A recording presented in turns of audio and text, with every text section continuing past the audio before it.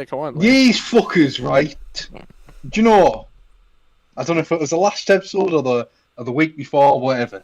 I sent Ty a paragraph, right, of my thoughts on episode 6, 7 of The Acolyte and episode 7 of The Boys. He didn't read it out, and he didn't think, when Brayden's editing this thing, I'll send him over a screenshot of what I said. No. So they can include the fucking thing. Do you know, I even said I was going to do a video, like, for you to edit. And he said, it depends if Brayden wants to do it. Fuck you, man. You didn't do a fucking video, he didn't tell though. me that. First of all, he didn't tell me that. Second of all, I wouldn't have included it anyway. There you go. I'll have you know, I don't get Skype notifications unless it's for the chat that I have open.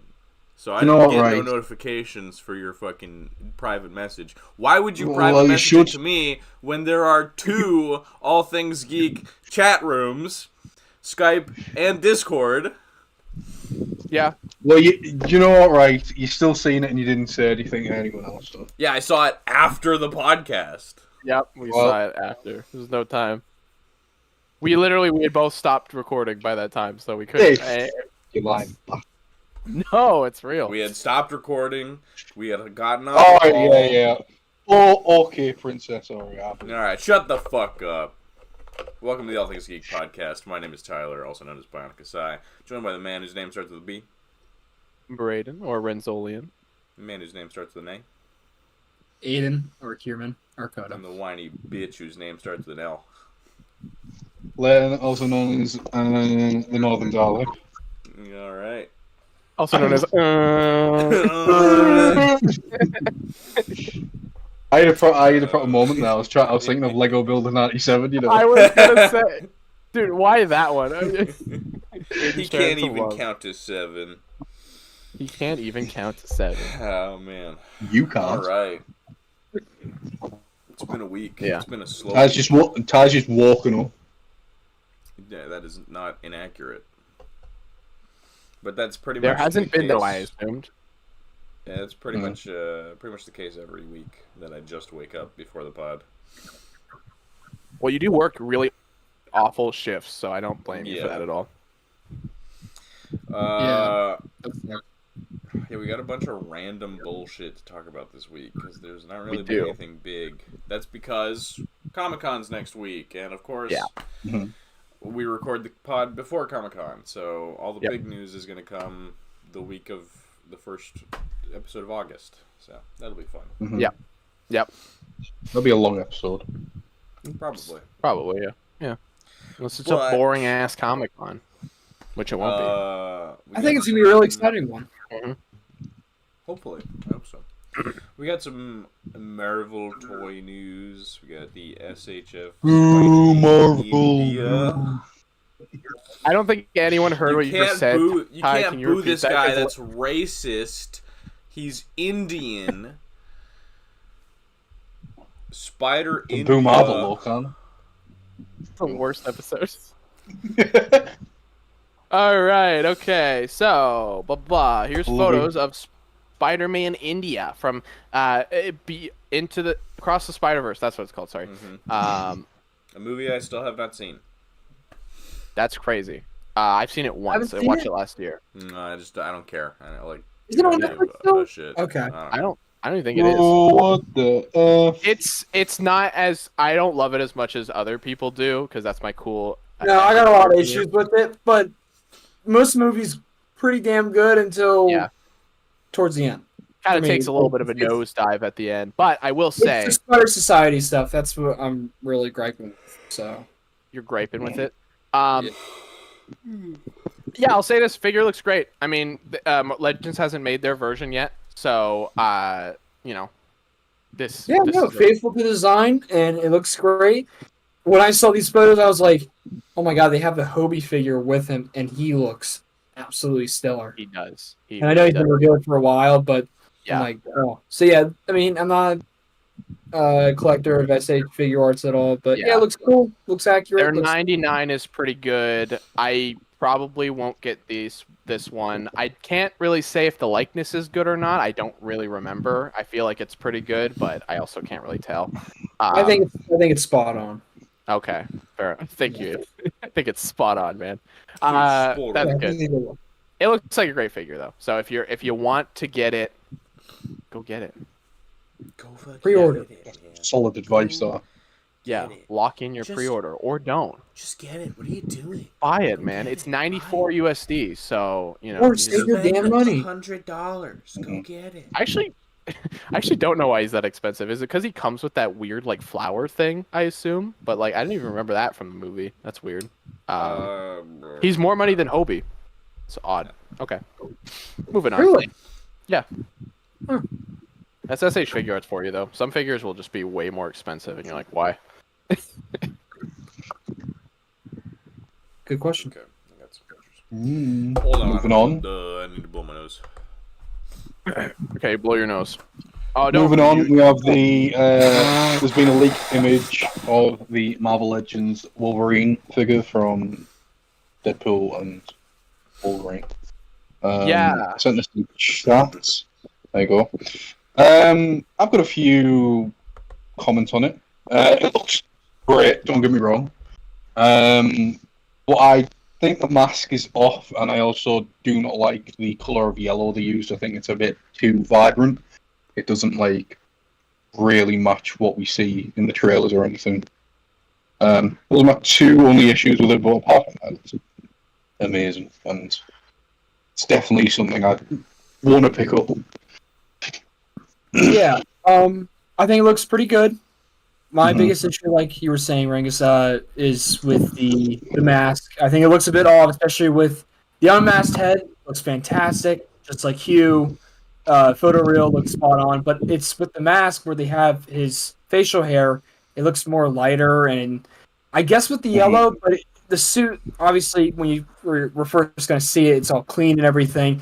I think what the other part of it is that it has like a little bit of like mustard yellow, like it's like mustard yellow, and then a little bit of like, it's like when you're mixing colors and you have like a little bit of green when you mix with like yellow and blue make green. It's like a little bit of that, like the texture on the suit. I don't know, that doesn't make any sense actually.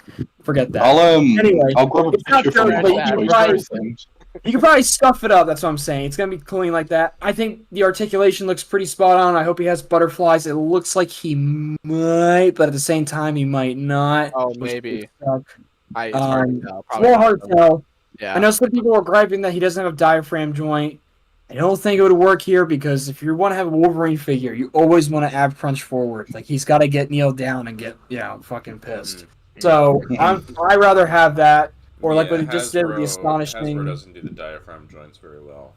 No, and they did it really well recently with the astonishing Wolverine figure. That worked out well. Because he got the Spider-Man articulation. Yes, well, he has an ab crunch and a diaphragm, so it's like you have best of both worlds. But I think it works for that.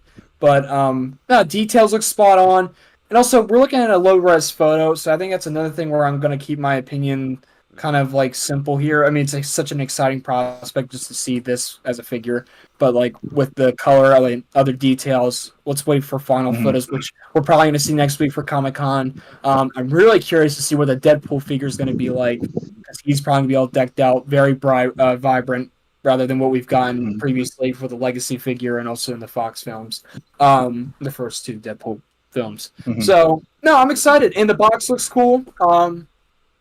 Yeah, it's got some like crazy background like Deadpool drawings, and it's got like promo art. You can see in the background of that photo, it's like a whole bunch of other Wolverine boxes, and you can see when Wolverine has like his mask on with the promo art with that. I'm just glad they put the mask with the figure. Like this is gonna be standard look.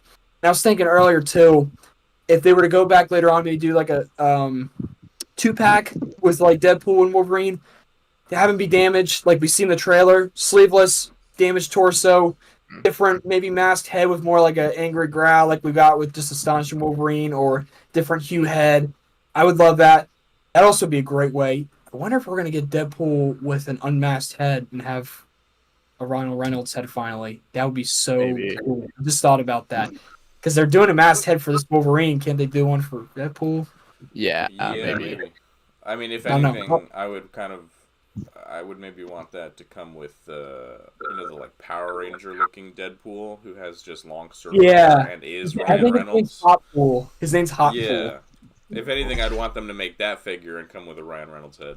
Right, but I want one just to put in the Deadpool. Like I want the ugly one, like him looking bigger in. Sure. It's gonna be good. That'd be cool. I would like that kind of 2-pack. It's the battle damage. You gotta have it, you know. Mm-hmm. So Dude, when this came out this morning, this wave to just be all the Deadpools and then Wolverine. honestly, I hope. Do you guys think we're gonna get Dogpool in some way, like with the Deadpool figure? he might come with Deadpool. They gotta. Yeah, I want it. If he doesn't come with Deadpool, then I feel like he'll be in that 2-pack that you're. Well, we don't know if there's a 2-pack, but if there was, you should do what Hot Toys are doing, where they include him with Deadpool. Yeah, if he's like a little, it doesn't need to be articulated. I just want a Dogpool, just like little figurine thing. That's all I want. You know, Absolutely. that'd be awesome. Absolutely. Like if he's like sitting or she's sitting, yeah, love it. Yeah, this So figure happy. looks fantastic. I don't really have any complaints. It's too low quality, and it's in the packaging for me to say Right. the mask looks Or awesome. for what we see. I do I thought it was know that fake. I'm gonna get 2, and then I'm gonna try to backtrack and get the tank top Wolverine so that I can do an arm swap, like I did with Thor. But you make your perfect Wolverine. yeah, ideally. Dude, yeah, I he looks can't great. believe I thought this was fake. I was like, dude, it might be fake. And then you look at the Power and you're like, and then you look at them in the background. It's like it would be the most elaborate fake you could ever come up with. I mean, my gut reaction was like, "Oh, is that fake?" As well. Yeah. But Because when it's a picture like this, legit. you always gotta like second guess it. But I'm pretty sure this is legit. I mean, it's It looks- Yes, it's. There's no pretty sure it's legit. Comes out tomorrow, guys. I faked it. Guys, it was Just just a some- bunch of customs. It's a very elaborate. I made a box. I have like 5 more boxes in the background with more figures. Like they're all is this elaborate. It's AI generated. It's an AI generated photo. Yeah, that's crazy. But it looks pretty good. I'm a fan. I'm wondering. Like, we're just seeing these guys. We're about to see them. I wonder if they're gonna have like spoiler characters, and that's why they've held off for so long of trying to reveal. I mean, look, isn't it? Maybe. It's kind The of movie a. does come out the first day of Comic-Con, so I would kind of Right. expect to see the wave at Comic-Con. right? Hopefully. You know, like the whole wave. That's when I'm like, but Yeah. I don't If know. it even is a wave. They've been 'cause- weird. They've been weird about how like showing off. You know, True. at least Deadpool and Wolverine. I don't know. Yeah, I mean, yeah, of course they're gonna put it out. Show these guys. If it's a regularly bath wave, we know for a fact that. Oh, it's definitely not. Oh, But it's not. Yeah, because he doesn't come with a part Yeah. at all. And even Right. if he did, well, they don't use these boxes for bath waves. Sorry, Yeah. no, they use the other Well, one. no, these are new boxes though.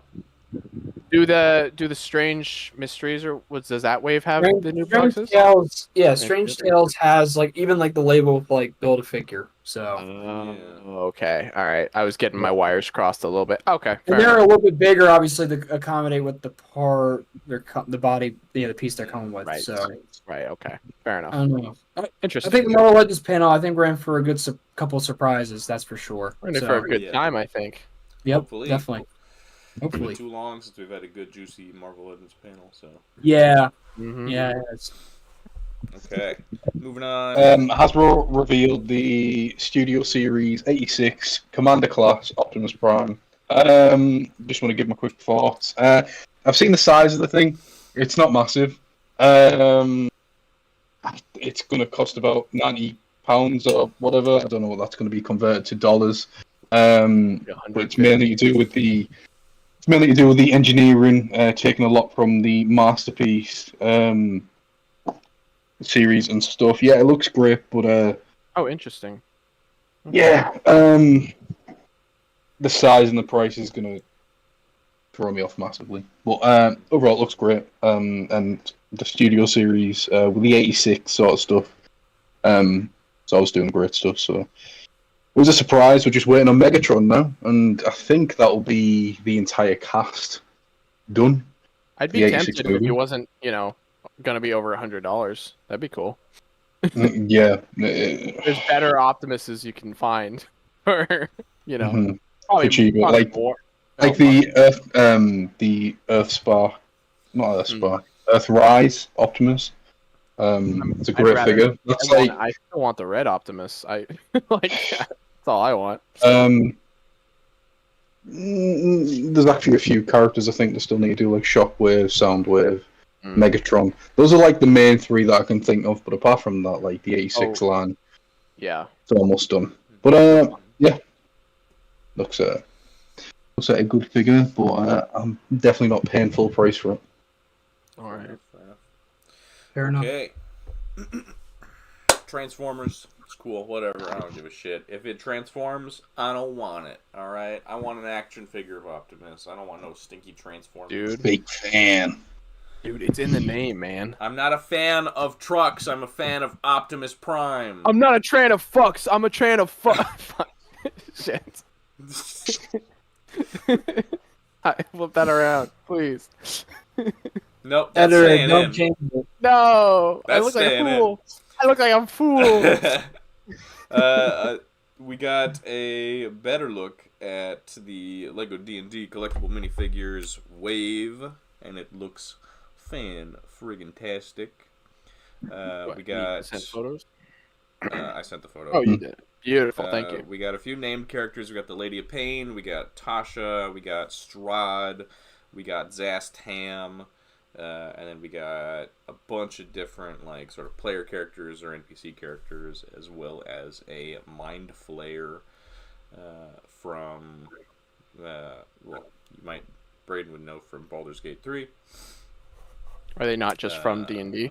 What? I mean, they are, but they're very prominent in Baldur's Gate 3. Oh, well, yeah, okay. Same with his little brain companion. Yeah. And then there's also Githyanki. There's, an elf, an Aarakocra, a halfling, either a halfling or a gnome druid, tiefling lady, and then a dragonborn and a human. It's just super fucking cool. It's so good. This is the first Lego minifigure wave that I was probably going to buy. In full, yeah. I'm gonna go looking for a box. You need to. Yeah, I definitely want to get Mind Flayer and Vecna. Those are my 2 I'm really after. It's always Vecna. There's no Vecna. Why did I lose? Why did it lose? I don't know. I just did this, and then There's no Vecna. There's no Vecna in the wave. Oh, I'm sorry. I was thinking it's Vecna, but are you the red character? Are you assuming? Yeah. Vecna? No, that's he's actually from the.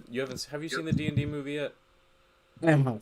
He is. It's not one of the red witches. Main necromancer wizard from the movie. Okay, well, he's badass, so I'm getting him. Yeah, also, that Lego skull in a probably red. So cool. Oh, dude, so That's cool. So dope. Hell yeah. They are all awesome. Hopefully one day, I hope we get a whole trans red body for it. Oh man! Oh my god, that'd be so sexy. Hell yeah. Red skeleton. I want to get the upcoming Surtur and Thor set and put that on the black skeleton. That would be so sick. Hell yeah! Skeletons are my favorite minifigures, generally speaking. Yeah, these look amazing. I'm probably gonna try to get a couple. I wanted the D&D set, but it's just so much money, and I just don't have the room for it. I can afford these. I'm gonna ask for it for me birthday, and then you'll get some of these, and there you go. You got yourself a little D&D. So, you need to get that app. You need to get that app that helps you track. Yeah. If I can find a full box, I'm just gonna buy a full box. I don't care about duplicates. I just won't. That's fair. Yeah, the gold Dragonborn might be my favorite because I've got a special attachment to Dragonborns. So do I. Yeah. You gotta make a Bosch at some point. Yeah, you also have a Dragonborn character. They need to put one out in blue. The D&D set comes with a green one, and I wish it came with a blue one. Well, these heads are the Dragonborn heads are from a different line. I'm pretty sure there is a blue one that exists. There's a blue one in video. That's right. Yeah. Frickin' video. I'm gonna have to buy a goddamn video set. Or just buy the piece off Bricklink. Yeah, that makes more sense. Yep. Okay. Yeah, super Fair cool. enough. A lot of the Lady of Pain is the strangest pull here, because she's. I mean, they released a module with her recently, but still very obscure of a character. Is so, I don't know. that the big headdress lady? Is that what that is? The woman whose headdress is made of blades. Which, by the way, is an insane piece. Holy shit. Yeah. I think every figure, if I'm not mistaken, let me look at look at the pictures.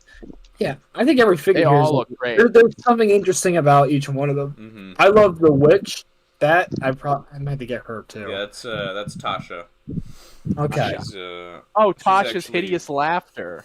Yeah, she's also a very relevant character in the new Vecna module.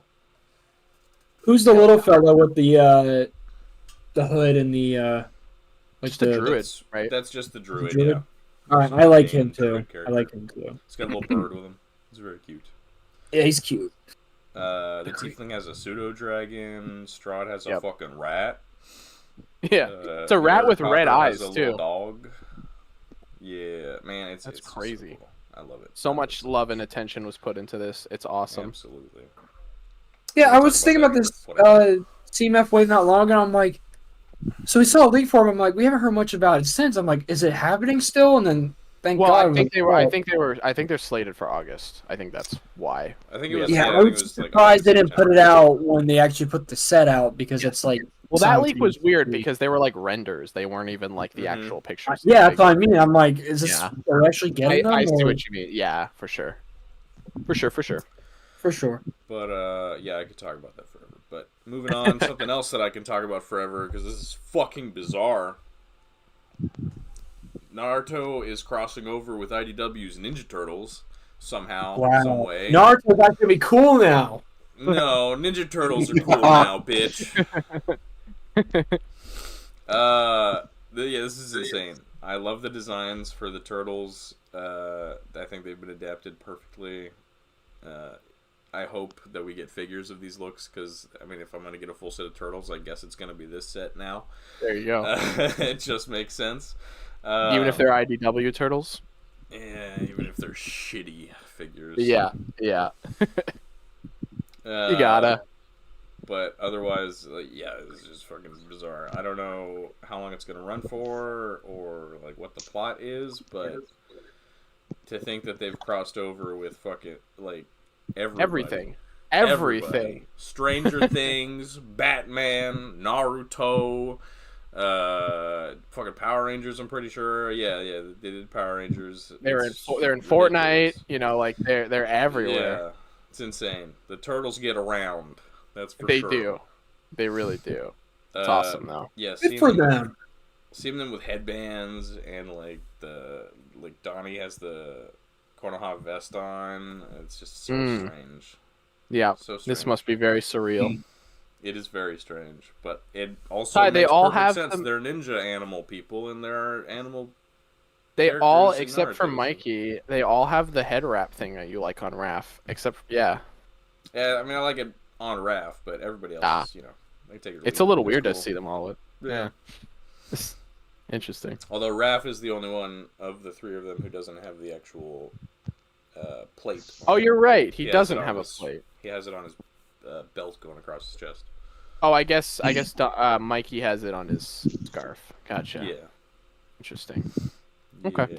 Yeah. It's cool. It's weird. It's cool. Weird world we live in. It's very strange. Very strange. Mm-hmm.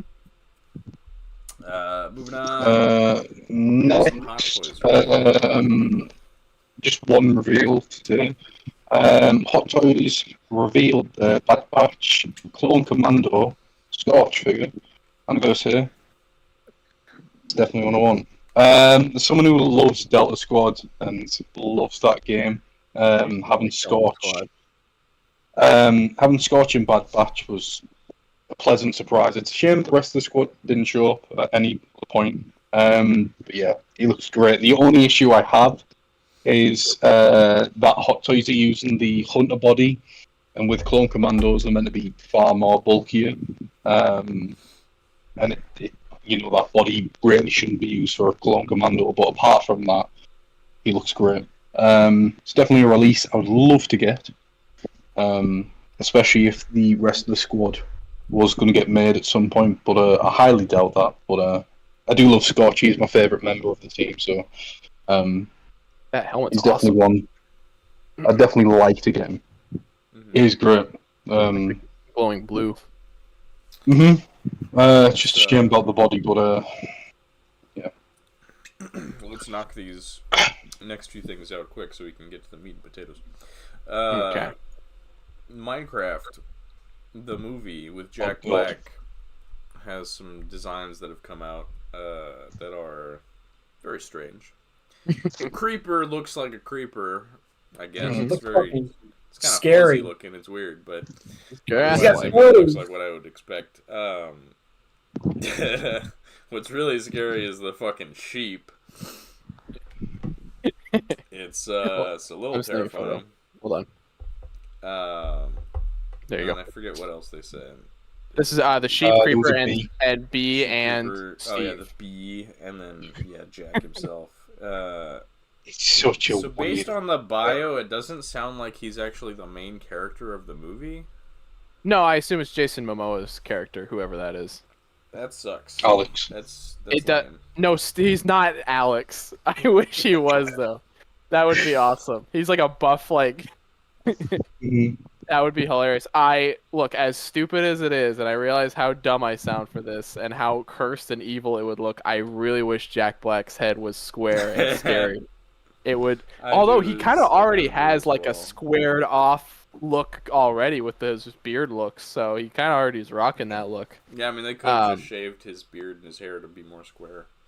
Yeah, it's he just looks so funny, like casually dressed up like Steve. It's so weird, man. Yeah.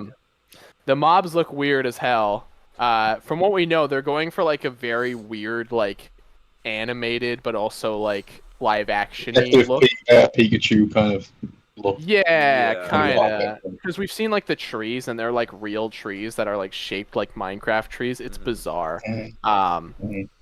This movie's about to be strange, bizarre and cursed looking as hell, but I'm kind of here for it. I'm not like super passionate about Minecraft in the way where I'm like, oh, this is gonna look fucking weird. Like I'm here for it. if they want to make it. If Jack Black is not the star of the movie, I'm not going to see the movie. I'm going to be honest with you. If it's That's Momoa fair. and some other characters, I don't give a shit. It's Momoa, Jack Black, and some woman probably. Well, no, his bio says 4 newcomers or whatever have to save him or something. It's So it's gonna goddamn. be like fucking Jumanji, where it's Yeah, like it's 4 Jumanji. random characters and not the character you care about. That's fair. It's very strange that they're not just making him the main character. It's very weird, but don't know. Well, Jack Black was also added in pretty late, from what I remember. Like I remember it was Jason Momoa for a really long time, and then Jack Black got added. Oh, okay. Yeah, so I don't know. Whatever. It's very strange. Moving on. Next up, news you want to talk about? Yeah, we do. So an article was put out yesterday, and the last 2 days, sorry. And basically, what it is that Disney aren't happy with the viewing figures and whatnot that season 1 got on Disney Plus, even though it made the top 10 for Disney Plus's TV shows. It was in the ranks of The Simpsons and Star Wars, but according to Disney, being 7th in a top 10 list isn't good enough. So they're not happy about that. Yeah, the word is that the deal, because there's a deal at the minute, basically they were like, we're going to do a 2-season deal, and we're going to see where it goes from that. Now, season 2, series 15, has already been pre-recorded, so that's ready to go. But season 3 hasn't been greenlit yet. So I imagine what Disney's kind of doing is waiting on the fence to kind of see how it goes, and then if it gets better in terms of viewing figures and whatnot, they'll go, yeah, fair enough, we're here for the long run, I suppose. But me personally, I couldn't give a shit. Honestly, Disney's money means nothing to this program. It hasn't survived for 60 plus years with a large budget anyway. Part of its charm is that it's always survived on like cardboard sets and shit like that. You know, that's just the charm of the show, and it's been like that since 1963. So Disney, if you're not happy with it, you know, take your money elsewhere. I guess, you know, like at the end of the day, the BBC will get on just fine without you. How they have done for the last 60 odd years. Clearly, to Disney, it's like an experiment sort of thing. And to me, it's annoying because the show hasn't just come about and they're treating it like that. And I just remember how Willow was treated, how it was there, and because that didn't do well, it was gone like that. And I kind of think like if season 2 doesn't kind of make Disney happy in a sense, they will just go, oh, do you know what, we don't need it. They've already come out and said like they see it as a low budget show, and it's like you've got more money to you've got more money to piss up the wall, so like know. This is on you guys. It's like, you know, it's I like worry for more like international fans who went through like BBC America to watch it, and then they've been told with all this promise, Disney Plus, you got to watch it on Disney Plus. And Disney don't even have the previous 13 seasons from like 2005 up to 2023. Really? They only have it from like Christmas gone and then this season. That's all they have on the service. It's a weird thing, but do you know what? Like I said, I'm not asked. If Disney want to pull out, let them, because the show survived this long anyway without a big budget. It'll continue to do so. It can have wobbly sets. It can have bubble wrap monsters, whatever. It's part of the charm, and they'll no amount of money or CGI, whatever Disney want to throw at it, they'll never take that away. Didn't you say a couple weeks ago that the BBC was struggling a bit though? So yeah, so what it is that like, and this is just the TV landscape in general in the UK, is that like a lot of studios are struggling and having to outsource, like to get things done. What it is that the BBC have got a separate company called Bad Wolf Studios who is producing the show, but Sony own that. Okay. And then Disney are streaming the show. So if Disney pull out, Sony's there and they can be like, there you go, there's, you know, do you know what I mean? Like it's they're fine. All things as fine as they can be, I guess. Right. It's just Disney, innit? You don't make deals with Disney, I guess. Well, yeah. Don't make deals with the devil. Exactly. The big mouse. But it is. Big devil. That's what it is. You don't make deals with them because they'll treat your show like shit and think it's nothing, and there's far more respect than that. But a lot of people are worried that it's going to get cancelled. Disney don't have a say in that. They don't have a single word in if it gets cancelled or not. That's all down to the BBC. So if the BBC haven't got anything planned, if Disney were to pull out, then it's a bad situation, because it's like you've put all your eggs in one basket, and now Disney's like, actually no. Yeah, and it's like if the BBC can't provide for it, they're gonna, you know. It was like #1 top drama in the US and everything as well. So, it is what it is. But that's just my little tangent on Disney, the bastards. The bastards, the rat Disney bastards. All right, Braden, tell us about the misadventures of Luffy. The same shit that's been happening for the last 8 weeks. Sure thing, buddy. First of all, I'm going to send the ultimate gooning photo in the chat. Oh boy. It's taking a long time to send, which I don't like. It's the anticipation is building. The anticipation. There it is. There's the goon photo. Jesus Christ. Well, that's that saved. No, it's the color spread. You don't have to include it. I just figured I'd mention it. Jesus, left, man. Yeah. So chapter 1121 came out. Sorry. Okay. Chapter 1121 came out this week, and there's some cool moments. I do want to just a desktop backdrop. Oh, it is. That's my background right now. That's I'm not surprised. That's probably the tied as well. That's the goon cave right there. Is this? It's the ultimate goon cave. So imagine opening your computer. He loves drawing her. I don't know, like he loves it. Anywho, quick thing I want to clear up about the last chapter because I completely forgot to mention this. I realized I was talking about so much shit last chapter, and then I completely forgot to mention like a pretty crucial thing. I was like, oh, nothing happens except for this couple things. There's a character from Robin's backstory who is revealed to be another member of the clan of D, which is it was just a little interesting bit of lore.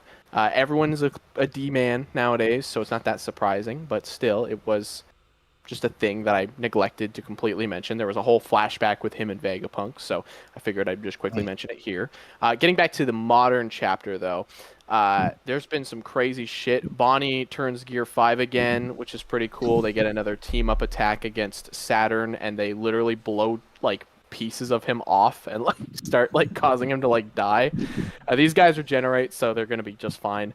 And that's one thing fans are like, dude, they're low diffing him. It's like, no, they regenerate. They've been beating the shit out of them this entire time. Like, it doesn't matter. They know not to hold back because these guys are lunatics. Luffy, I mean, the best thing about I don't like the Bonnie situation with the Gear 5 powers, but I will say the best thing is Luffy encouraging her. It's like the best. He's just being very wholesome about it. And then the chapter ends in a very particularly interesting note where, by the way, Vegapunk's still talking. This man will not shut up. He won't stop talking. Like, it's getting to the point where this man has died. He is dead now. And he won't stop fucking talking. And I'm getting really tired of him. Because I'm sick of his ass. I'm done. The chapter ends on this really cool panel where we get to see all the like important figures of the world here. We got Luffy, Shanks, Blackbeard, Buggy, Kobe, Aokiji, Saba. Kobe's yeah, Kobe. Not an important figure of the world. Oh, he is. Because he's gonna replace Garp. Oh. He's going to be a big deal. Sabo's there. Emu's there. Dragon is there, and he's looking pouty and happy as ever. Akainu, the head of the Marines, is there. And then there's one mysterious character there who is cloaked in shadows who looks exactly like Shanks. There's been a theory for a while now. Who looks like he has a fucking Sharingan. Yeah, that's Emu. That's the evil world shadow leader of the world or whatever. We don't know their identity, but there's a character who looks like Shanks, and there's been a theory for a while now that Shanks is a clone because there's been scenes of Shanks going to talk to the government, and everyone's like, why would he do that? He's a pirate.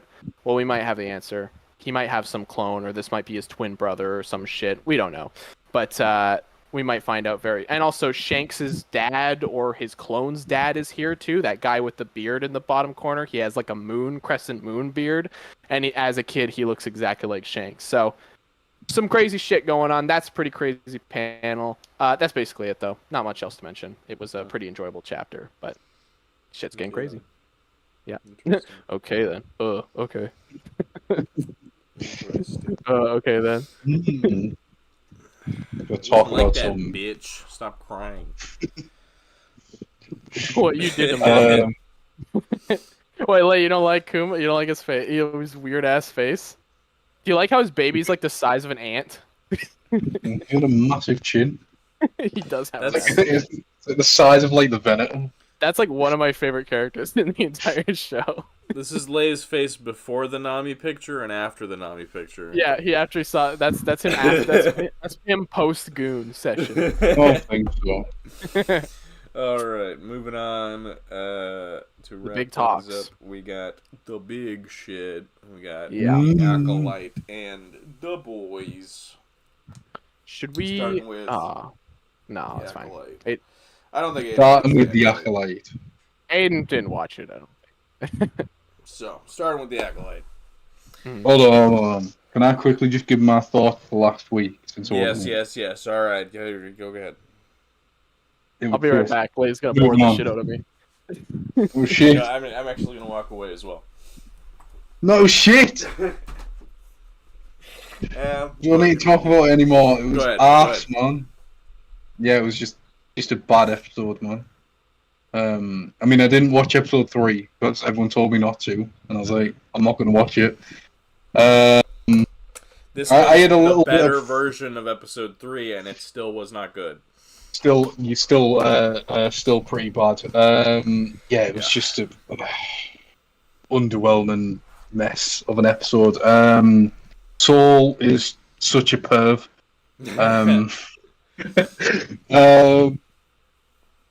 Yeah, it's just what a mess, man. It all started because he wanted to go home and shit. It's just,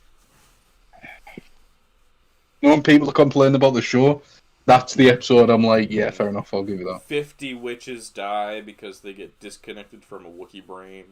It's fucking. I did like the fight. I did like that, but apart from that, yeah, just piss poor, to be honest. And I The best part is getting to see. really didn't like the music choice at the end of the episode. That was like some love latex sort of music. I think the music was the best part of the episode. I think the rest of the episode kind of sucked. Ty messes with it. Ty loves that song. Man. It was like I had emotional whiplash going from the end of the episode. It's very different. Just juxtaposition for sure. It's just not Star Wars, man. It was like. Oh, you're starting to sound like Star Wars theory now. It was like the song, that kind and of then shit everything else was below that. It was just not good. I saw a meme where some guy was like, "What if episode 4 ended with like pop songs from the time, and they play Dancing Queen?" It's awesome during the. Dancing Queen would have been better. It was bad.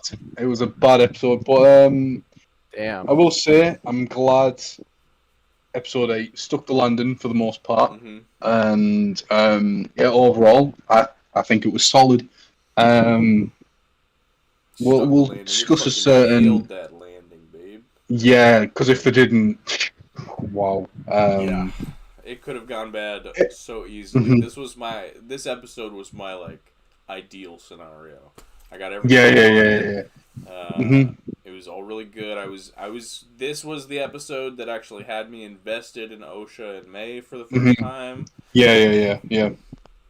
I haven't really been that emotionally attached to either of the characters throughout the entire thing. I just think they're fine. They're nothing, to ride home about. But I got everything that I wanted from the episode, especially a certain cameo from a certain Darth Plagueis. Yoda, penis-headed man. Yoda does appear. Yoda does also appear. It's true. I saw that.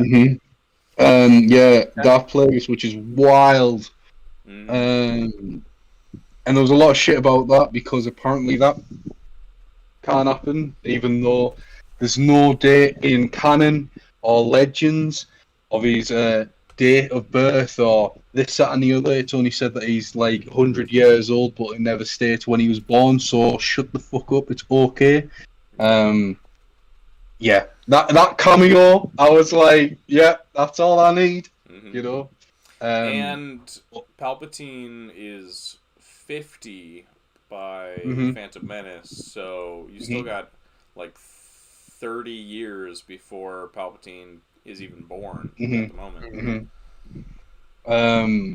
Yeah, and the episode as a whole, there was a lot of things when the series started and whatnot. It's like, there can't be a Sith. There can't be a Sith. It breaks canon. Can't be a Sith. Well, fucking wait until the season finishes and then it'll be all right. Stop fucking crying, man. Yeah. And that's exactly what happens. Master was bound to show up at some point, and now we know who the fuck his master is. But if Palpatine can have 12 different fucking apprentices, so complete.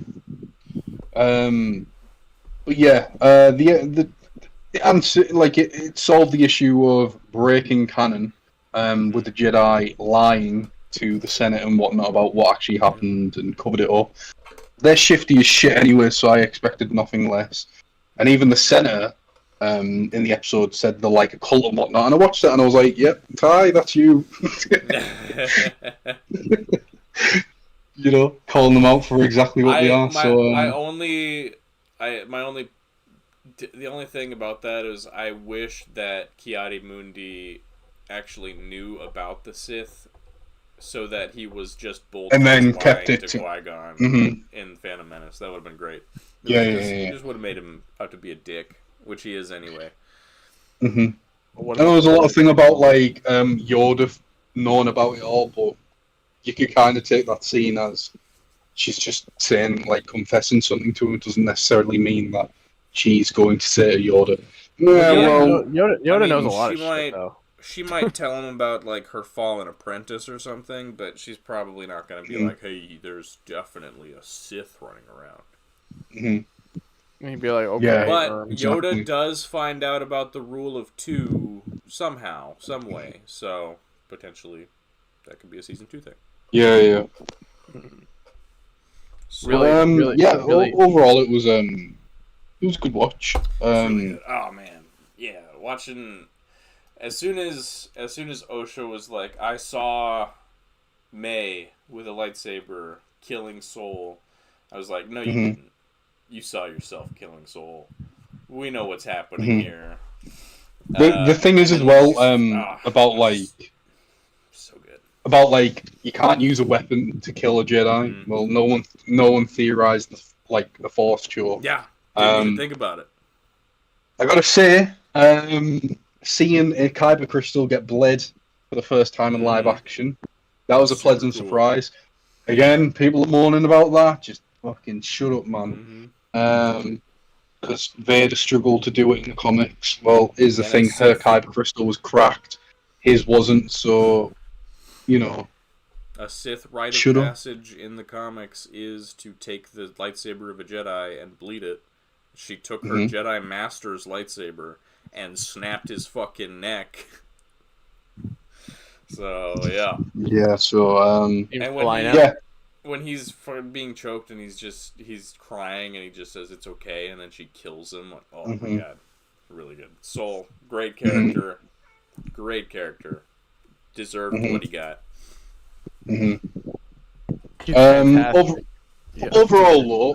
Overall, the show does not deserve the level of shit it's had. No. And I will happily sit here and go, if you enjoyed it, you enjoyed it. It doesn't make you less of a Star Wars fan for enjoying it. Like, as a lot of the internet want you to believe. Like, if you like it, more power to you. If you don't, fair enough. No one gives a shit if you do not like the show, right? It's not a personality trait. Dislike it, because that's clearly a thing at the minute. I don't like it. All right, cool. More power to you. Just find something else to watch. It's over and done with. Hopefully, there's a second season to piss more people off. I hope there is a second season. I think the best watch order for this season, for the show, would be episode 1, 2, episode 7, so that you're not hyping up the mystery the entire time, and then cut episode 3 out entirely, and then 4, 5, 6, 8. Yeah, 100%.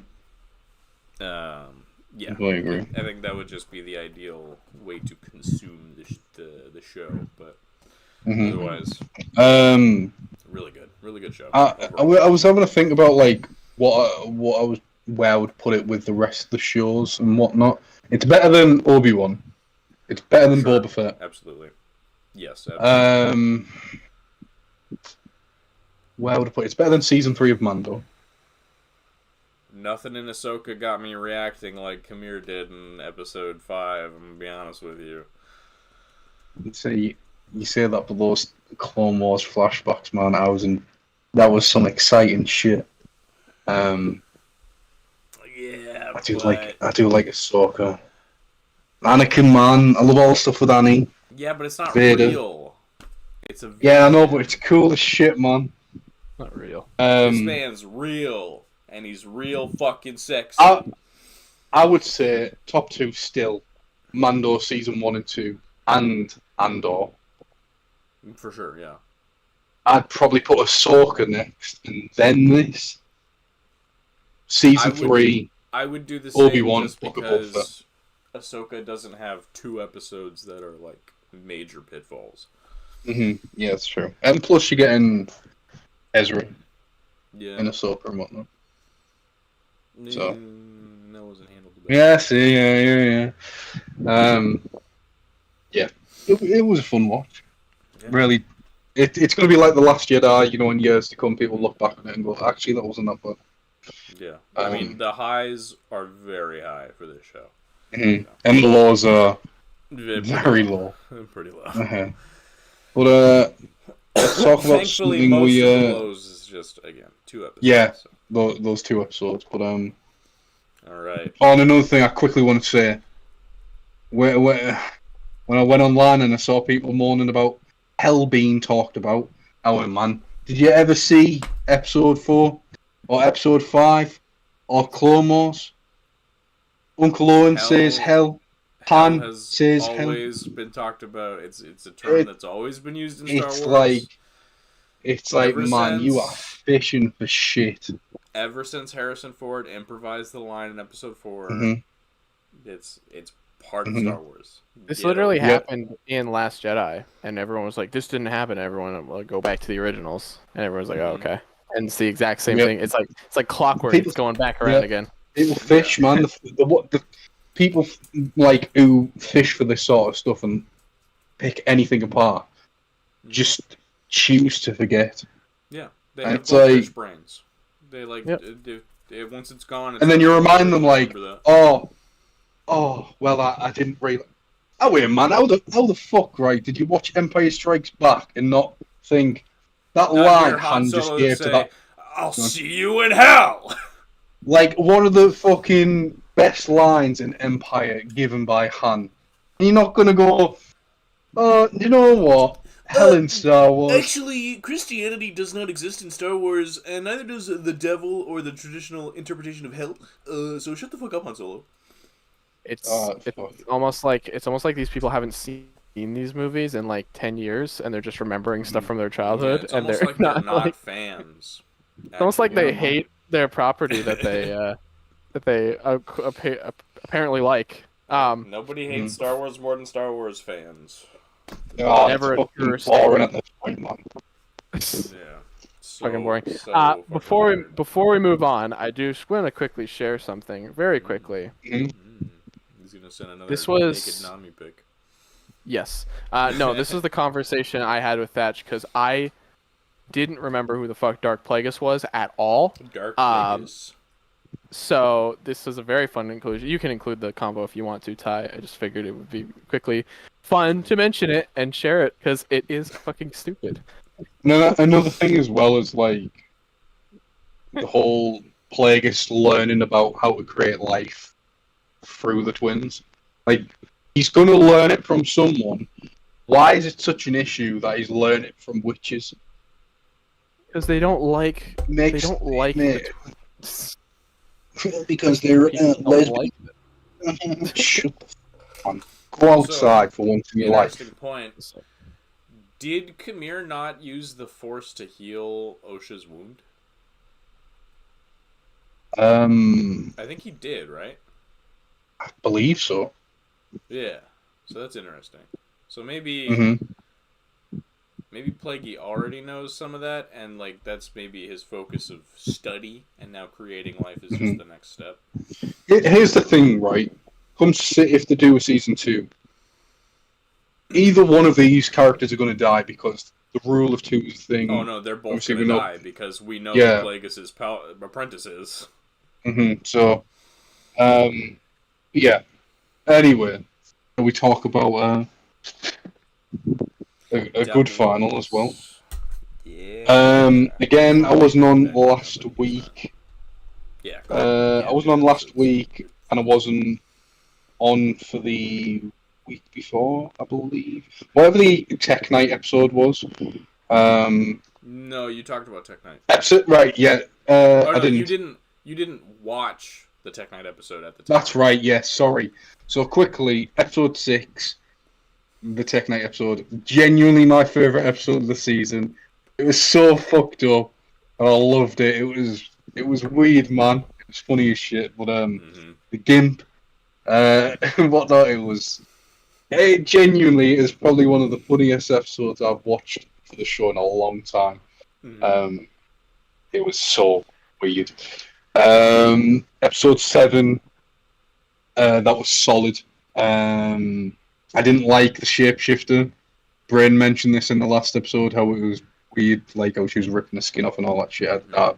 I didn't know what she was doing at first. I was like, that's fucking scary. Icky. And then Annie at the end getting horrible character. Like I said last time, I thought she was just gonna take all her skin off and then just be a skeleton. That would be funny. Man. That would be awesome.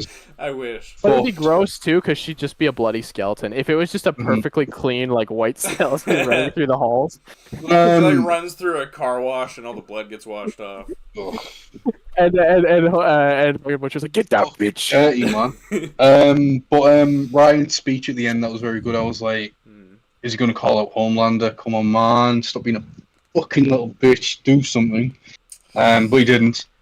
I was like, "You fucker!" But I was good. I was happy to see like him kind of standing up to his dad a little. But well, Ryan's digressed in my opinion. I agree. Ryan stocks are down, man. I was like, Ryan, you're. As soon as she stepped in front of him, I was like, yeah, they showed us. Yep. They showed us him underestimating his own strength for a reason. Pissed me the hell off. He didn't even give a fuck this time. Like, it's just goddamn ants. He didn't care. Made me sad. I was like, what the fuck to killing Grace? Yeah. Shame. It'd been a long. Yeah. And then that sets Butcher off. You know, he's back. I gotta say though, season 1, he's ruthless. I gotta say though, I genuinely think, like Butcher, like going back to how he was in season 1 and whatnot, and you know, showing off his powers and shit. I genuinely think he's just going to go after any soup, and that probably includes Ryan. I'm fully convinced of it's that so he's going to just. Interesting because going into season 5 now, we have Butcher with his tentacles in the virus. We have Ryan who's teetering on the edge, and now again confirmed, Soldier Boy's on the table. A-Train as well. Well, I'm just talking about the 3 big ways. Oh right, okay, yeah. Could be killed. Ashley apparently as well.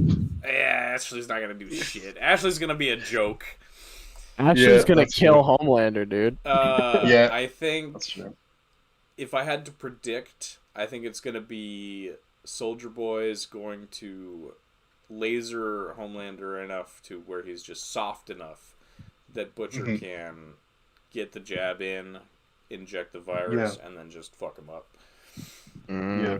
If I had to guess, I think that'll be the 1-2 punch that does Homelander in. But I guess it's like with Ryan where, because he's like, he doesn't want to be with his dad, but then it's like he doesn't really want to side with Butcher as well. It's like, mate, just make your fucking mind up, all right? Like, you know. I'm telling you, man, Ryan sucks.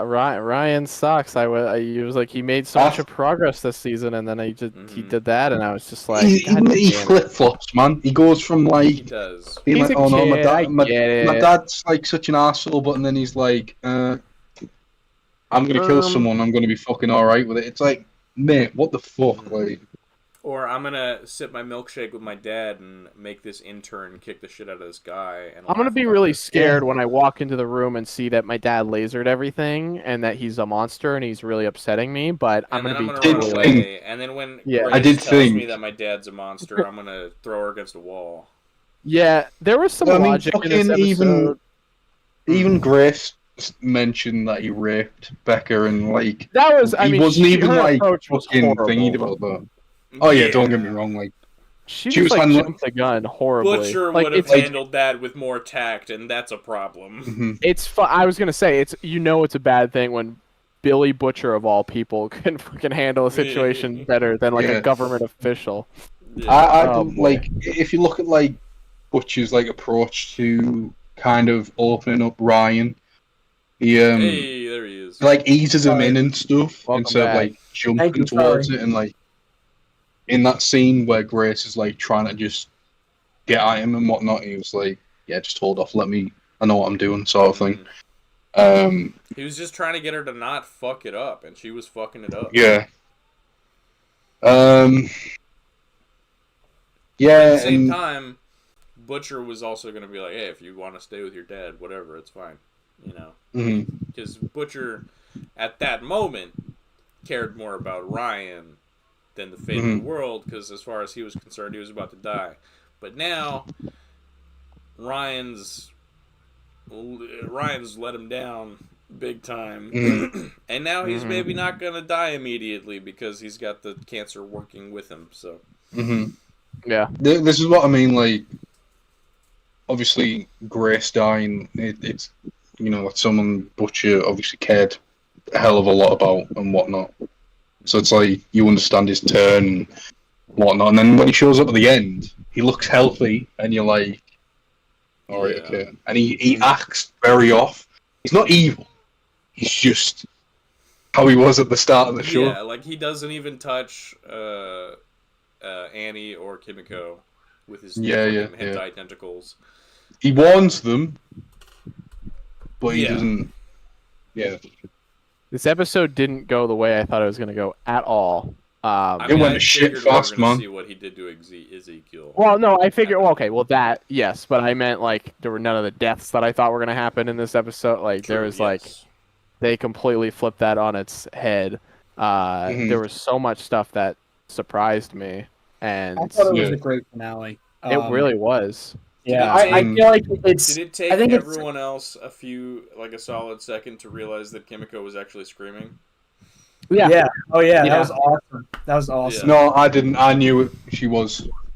You just never hear her speak, so I don't know what she sounds like. I was so invested in the scene, and then I was like, "Oh shit, she's actually screaming." Yeah, it was crazy. Man, why they got to give us a happy thing with Frenchie, and then. Yeah, exactly right. Now everyone can stop complaining about Frenchie. Everyone's. I gotta say, that shapeshifter done fucking Huey up dirty. Okay, that's one thing I do want to talk about. I think that people are going to get really mad at Starlight's reaction, and I also disagree with it. But at the same time, you can understand where she's coming from, from her perspective. Valid. Yeah, it makes sense in character. People are mad at her, but It's like the next scene, she's like, "You're getting tested." Like, yeah, she's fine together. Yeah, and then also she's like, "We're fucking done, Hugh." Yeah, Campbell. she doesn't randomly break up with him, which would have been the nail on the coffin for Huey this season. I was. He's had it the rough. next scene of Huey is just a noose around his neck. He's tying it. No, instead he's like, "Fuck yeah, Huey." He's so happy. It's one W, and then he gets taken away. I was like, when the whole scene with the proposal was happening, I was like, this would be really fucking cute if it wasn't really gross, fucking creepy. Yeah, it was really creepy. I gotta say, great scene with that proposal is where the shapeshifter's like really happy and joyful and stuff. As soon as Huey goes behind the back, the fucking mask comes off, and her face drops, and it's like, this is fucking great acting on her part to play both roles. Yeah, that was a great scene between her and her. Also, incredibly done. Well clearly, the plastic surgery thing that people keep saying about her is just in her performance, because when she's playing the shifter, none of that. She looks like she did 2 seasons ago. Yeah. So. Yeah, I don't. Yeah. I don't even really notice it anymore. It's funny because we get like a scene where an actor is playing themselves, like in 2 different characters. In The Acolyte, we had that, and here we have that, and yet that one scene in with Annie was far better than anything we had in The Acolyte, where the actress was playing against herself. It's a hard thing to do, I can imagine, but one was far better than the other. And executed. This is stupid. Do they get another actress and then put the face over? How does that even happen? Or do they film it separately? How? They do. It's a mix of methods and such. You do like a body double for like for like an over the shoulder, behind the back. Yeah, yeah. And then like really if you're fighting and stuff, and you like see the faces, it's just digital. Yeah, it felt really digital. It felt like legit, man. I was like, oh my god, I'm shocked. Quick switching topics a quick second. I'm shocked we didn't see A-Train at all. Like he's just he's gone. I think he was just done for the season. You know, that's why I think I think we'll see him come back, and I have a feeling he'll be instrumental in saving the crew. For sure. Because he's really the only one who could. Butcher's not gonna fucking save them. Nope. Yeah. Unless he has a random change of heart. But that would be weird. I think he's just on a kamikaze mission straight to Probably Homelander at this point. Yeah. And I also found it weird how Starlight just kind of randomly gets her powers at the end. That was a little strange. That was super fucking cool though. It is cool, but I mean, it's because she's like come to terms with herself at the end of it. Yeah, like, no, I get what they're going for. It was just it felt very like you feel like maybe it would have been something that she got when she beat the clone or something. Like I feel like that would have made more sense. I don't know. It's a little odd. So it's gonna be A-Train and Starlight saving everybody. Yeah, for sure. Maybe Kimiko, because we don't actually see Kimiko get arrested. The guy from Gen V is just holding her. I'm telling you, man. He's not cuffing her or anything, and I wonder if that's just because she's a soup. It's gonna be Starlight. It's going to be Starlight, it's going to be A-Train, and it's going to be Ashley. The dream team will come together. It's not going to be Ashley. It's going to be Ashley, dude. She's going to go Hulk mode. It's going to be awesome. Ashley's going to be in like one episode, and then she's going to like try to kill Homelander or something, and she's just going to like pop her head or something like that. It's going to be nothing. It's going to be awesome. There's no way Ashley plays a pivotal role at the end of this series after being a nothing bitch for 5 seasons. Well, she has been around for a very long time, so I don't think. But she's not likable. I hate her. I know. I'm just saying she's gonna be more relevant than I think you're thinking because she's always been around. They've kept her around for this long, you know, but just in the background, you know. I quickly want to ask everyone. I don't know. Obviously, with the season concluded, where would you put it with the other 3? In terms of like, I don't even remember season 2 or 1. I can't accurately rank. Season 2 is Stormfront. Well, I know. Okay, I remember bits and pieces. Girls Get It Done, you know. Also, that's the one where they crash into the whale. No, that's season 1, I think, is the whale. Season 2 is where. The whale. Season 2 is the whale? Okay. Yeah. Season 3 is my favorite. Season 3 was my favorite. I think season 3 is my favorite, too. You got Jensen Ackles as Soldier Boy. Yeah, and it's just the best. The post-credit scene. I think we were all waiting for that.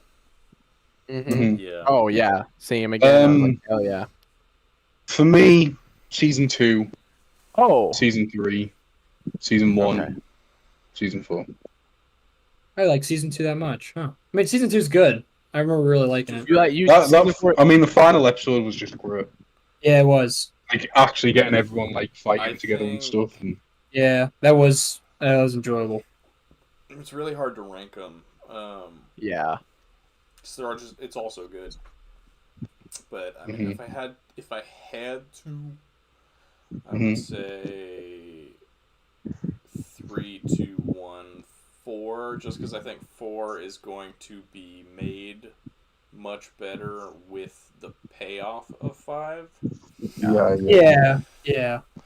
On its own, it's definitely the weakest of them. So I don't think so. I think there's still just. So I mean, it's still good. It's just not.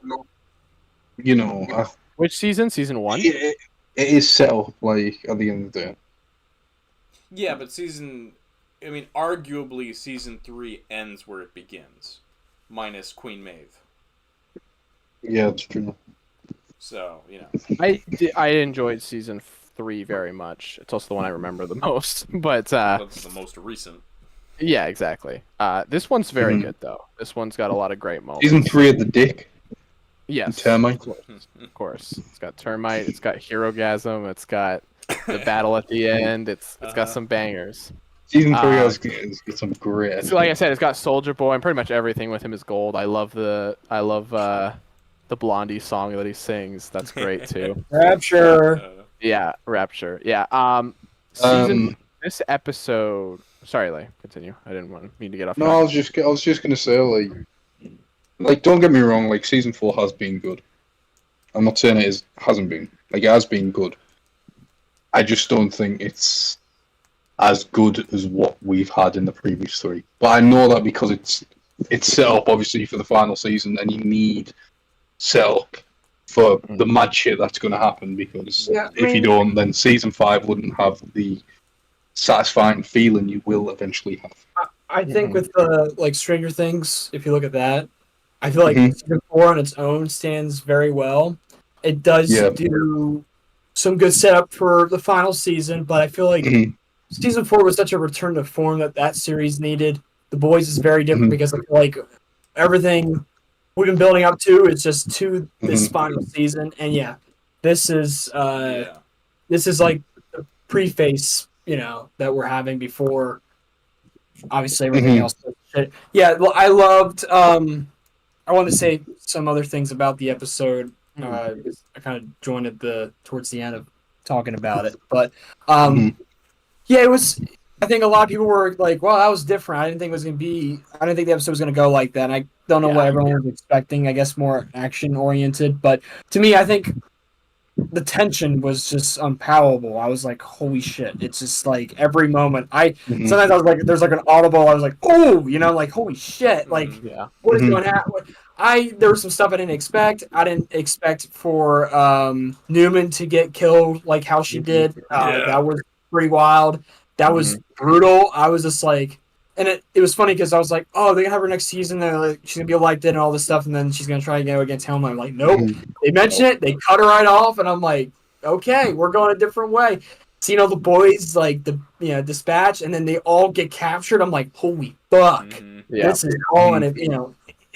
They're not joking around. So I'm like, cool. And with Butcher having like his own special little symbiote hiding in his chest, just bursting out. Great scene. The effects look really cool. I love how slimy and disgusting it looks. Gross. I can now picture the how design. If you didn't notice the design, it's shaped like DNA. Yes. Like it wraps, and it like it looks like a DNA. It's pretty well. It's literally just like an extension of himself now. Which is like, it's weird. It's like there's. It's like his body it's like intestines just growing out. Yeah. It's so cool. That 100% confirms he's not making it out in the next season. No, this series is gonna end with him going out. But I'm really excited to see the conflict of him. This I don't know what like a battle in his mind, just trying to fight through it. To try and get control back over his body before it's all over. But he's literally he's lost completely. Billy was giving up at the end of this, right? Butcher was giving up. With Ryan, but Ryan's out right now, and trying to convince him throughout next season is going to be such an interesting dynamic.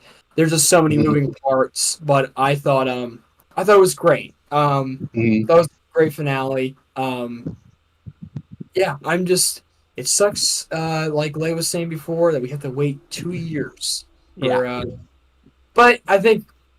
I don't know. With these kind of things, sometimes it's like, wow, it's here before we know it. But the wait is terrible, especially with a big cliffhanger like that. Very nice use of a heart-shaped box. I like that. So, it's kind of parallels what the song parallels well with the whole everything going on. So, great finale, and man, I'm really excited to see what the fuck Homelander's gonna do with his whole.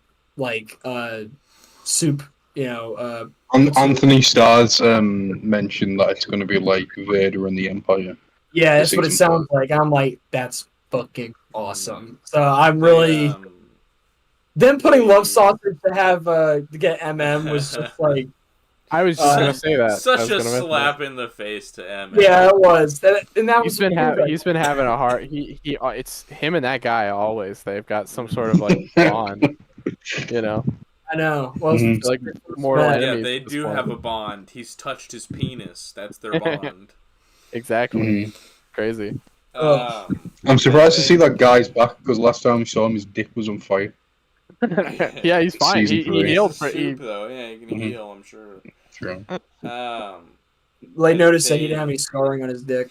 They put out a bunch of posters, and one of them was an homage to one of the comic images of Butcher walking towards the White House, but it was Homelander. I definitely think next season we're getting a redo of that poster with Butcher and all the soups flying up above. Yeah, yeah. I was gonna say, Ty, I've got a quick theory. I think your super team is gonna consist of Starlight, A-Train, and I think Maeve's coming back to help. She doesn't have any powers though. I still think she'll be involved somehow. I think she'll. I mean, she won't be able to do much, but I think with all the teases in this season. The thing is, though, there's a lot of compound V in that drawer. There is, but who's going to be able to get to that drawer at this point? Ashley, I guess. Also, Ashley, to point out, Ashley. Last time we see Ashley, she falls over. This is something I was thinking about. Last time we see Ashley, she falls over after injecting the V in Homelander's room. Then we later see Homelander in his room when Sage shows up. Ashley's not there. Yeah. So, I'd also like to point out, coincidentally, the last time we see Firecracker in the when she's chasing the guy down the hallway, she's super fucked up. That very next scene, totally fine. That's suspect to me. It is. The two redheads. That's true. Are a little suspicious right there. Just saying. Yeah, it's interesting, and we don't know what happened to Firecracker. That's very interesting. Well, we know what happened to Firecracker. We don't know why she's just totally fine all of a sudden in one. It's true. She looked like she was fucking dying. Yeah, she was in that scene in the hallway. Yeah, but then she's fine. So I don't know. I found that in the Ashley thing a little bit suspect. Yeah, she was also crying as well during that broadcast as well. So it's crazy, man. I mean, we're in it. Yeah, it's gonna be nuts. It's gonna be crazy. I think Maeve's coming back. I think she will. I think with all the teases this season, I feel like she has to come back in some way. There's only really one tease, but they referenced it twice. They went back to it in this episode. Yeah, because Sage comes back and she picks up the notebook again. It's the same tease. They gotta focus on it, right? I don't know. It's something. They wouldn't just. I think they're smarter than that just to leave that there and be like, oh, guess what? It's interesting to see Sage come back and be like, yo, we won. Amanda's like, okay. You're ready for phase 2? Yeah. It's very interesting. Yeah. Want to know what her goddamn super plan is? You got to figure that shit out. Whatever it is, Soldier Boy. Yeah, but she makes a reference. If you remember when Homelander kicks her out, she says, "There's one person you'll never defeat." Yeah, we were just talking that's about when she throws down the book. We were just talking about that. See Queen Maeve. He's like, Soldier Boy, come on. He's coming.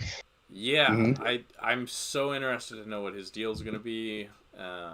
Because he tried to murder Homelander. He was fully, full conviction. Like, no, you're a piece of shit. I'm done with you. They might. I don't know how they do this. Maybe they'll have some soup on their team who can do this. But maybe they might try to mind control him for the first bit of the season and have him be a weapon for them. And then they break him out, and then Soldier Boy's like, "Oh, fuck this guy! I want to help kill him." Something like that. Just because Soldier Boy would be a great weapon to have on either side. So yeah, I think if I had to guess, it's probably gonna be Homelander's like, "Hey, Dad, I'm not a failure. I'm running the country now, and then I'm gonna rule the world." And then Soldier Boy is gonna be like, kind of going along with it, and then at some point he's gonna be like, "No, this is still fucking stupid, and you're still a little bitch." Like he's gonna walk in on his son sucking on Firecracker's tits or something. And he's gonna be like, "What the fuck is this?" Yeah, Soldier Boy would be like, "She's not Squirt me. Soldier Boy like, "She's not like 80 years old. What are you doing?" He's curled up like a little fucking baby. He does look like a little bitch. He does look like Soldier Boy is like, "You're a fucking disappointment." Time. You're no son of mine. So I don't know. We'll see. I'm very. Yeah. That's what I'm most curious about is how he's gonna play out next season. Aren't we all? All right. At some point throughout that, we're going to intercut Braid and I talking to Thatch about his thoughts on the 2 finales. Whoa! That was horribly out of sync. All right. Hey, everybody. We're cutting in the middle of the episode because we've got a special guest who wanted to pop in, and his schedules didn't really align with the other 2. But we've got the goddamn Thatch Mac here. Yeah. It's insane. You guys are pointing. This guy. So far it doesn't matter where I didn't point it to the opposite I'm side the one of the recording. Shut up. It happens every episode. He's like, I'm the one pointing. My finger is the only finger that matters.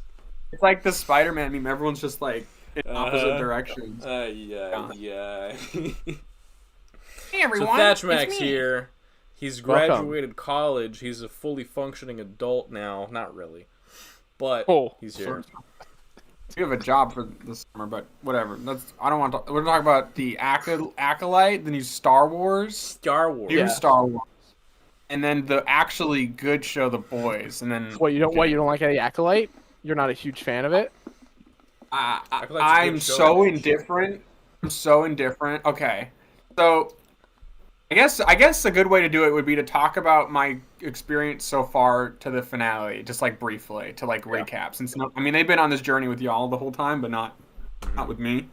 I was not gonna watch the show, and I had literally nothing better to do, and so I just turned it on because it had the exact reaction I expected, which was the reaction to every goddamn Star Wars anything, which is people being like, "Oh, dude, at first, like the first episode, right? Like before the crazy like witch stuff happened, it was pretty much like run of the mill, like, oh, Star Wars is woke now, and then but it's actually really good. It's the same like same old. So I really had no interest.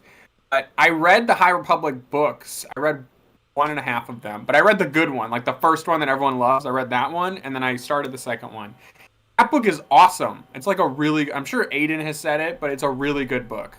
At least the first one. I haven't read it, but the core book was like great. And so I was kind of interested because of that. Sorry, Cat is sharing her opinion over there. She's staring me down. That's crazy. I've got like a hallway right in front of me, and the cat is at the end of the hallway just looking at. Editor cut to a cat just staring. Scary imagery. Doesn't want me to talk shit about Jord or whatever his name is. Jord. So I started watching it. The first 2 episodes was like whatever. I don't know. It was fine. It was like I was kind of falling asleep. I'm just so tired. I went on it for context. I watched these like a day after a huge move literally across the country from the end to the end. It was like a week long. I was like really tired and I had to go to work the next day, so I was like in a weird state, and I just turned it on and I barely finished it, and I was like, wow, I don't think I'm gonna watch this because it was bad, because it wasn't like interesting enough. I was like, I watched 2 episodes, I'm like, oh, whatever. And it also is nothing like the High Republic book that I remember. Like the way that it paints the Jedi is different from the first book I read. I don't know if there's probably been storylines to bring them more in line, but they're like awesome. They're kind of just like cool, like space knight cowboys in that book, and they're all like positive and badass, and it's a very different vibe. Almost like Round Table, but Star Wars. The idea of this show is it's 100 years after the High Republic Initiative, so it's the beginning of the fall of the Jedi. Yeah. Leading into the Phantom Menace and Attack of the Clones and Revenge of the Sith. Yes. Which I think makes sense chronologically, but like all of the stuff I liked about the High Republic book is the stuff that is like they're moving away from to bring it more. I guess because I watched the prequels and I'm like the Jedi are boring. I read the Acolyte book and I'm like, oh wow, the High Republic book. I'm like, oh wow, they fixed the Jedi. This is really cool. And so now we're like, by the way, I'm not saying the prequels are bad or anything, but they're boring. Like the Jedi are not like cool. Like there's like the main characters, and then all the supporting Jedi are like, and they all die. It's not very. This is probably gonna piss a lot of people off. They stand around and yap. Yeah, in the by the way, in the Clone Wars they're great. I'm just saying in those movies they just sit around. They don't do anything until they die, basically. Politically focused cultists. That's all they are. Yeah, so that's lame. Anyway, so story goes, I wasn't into it, and then I watched the third episode because everyone was pissed off about it. And usually, the people are like pissed off about things, like I like them, especially if it's specific, like kind of pissed off.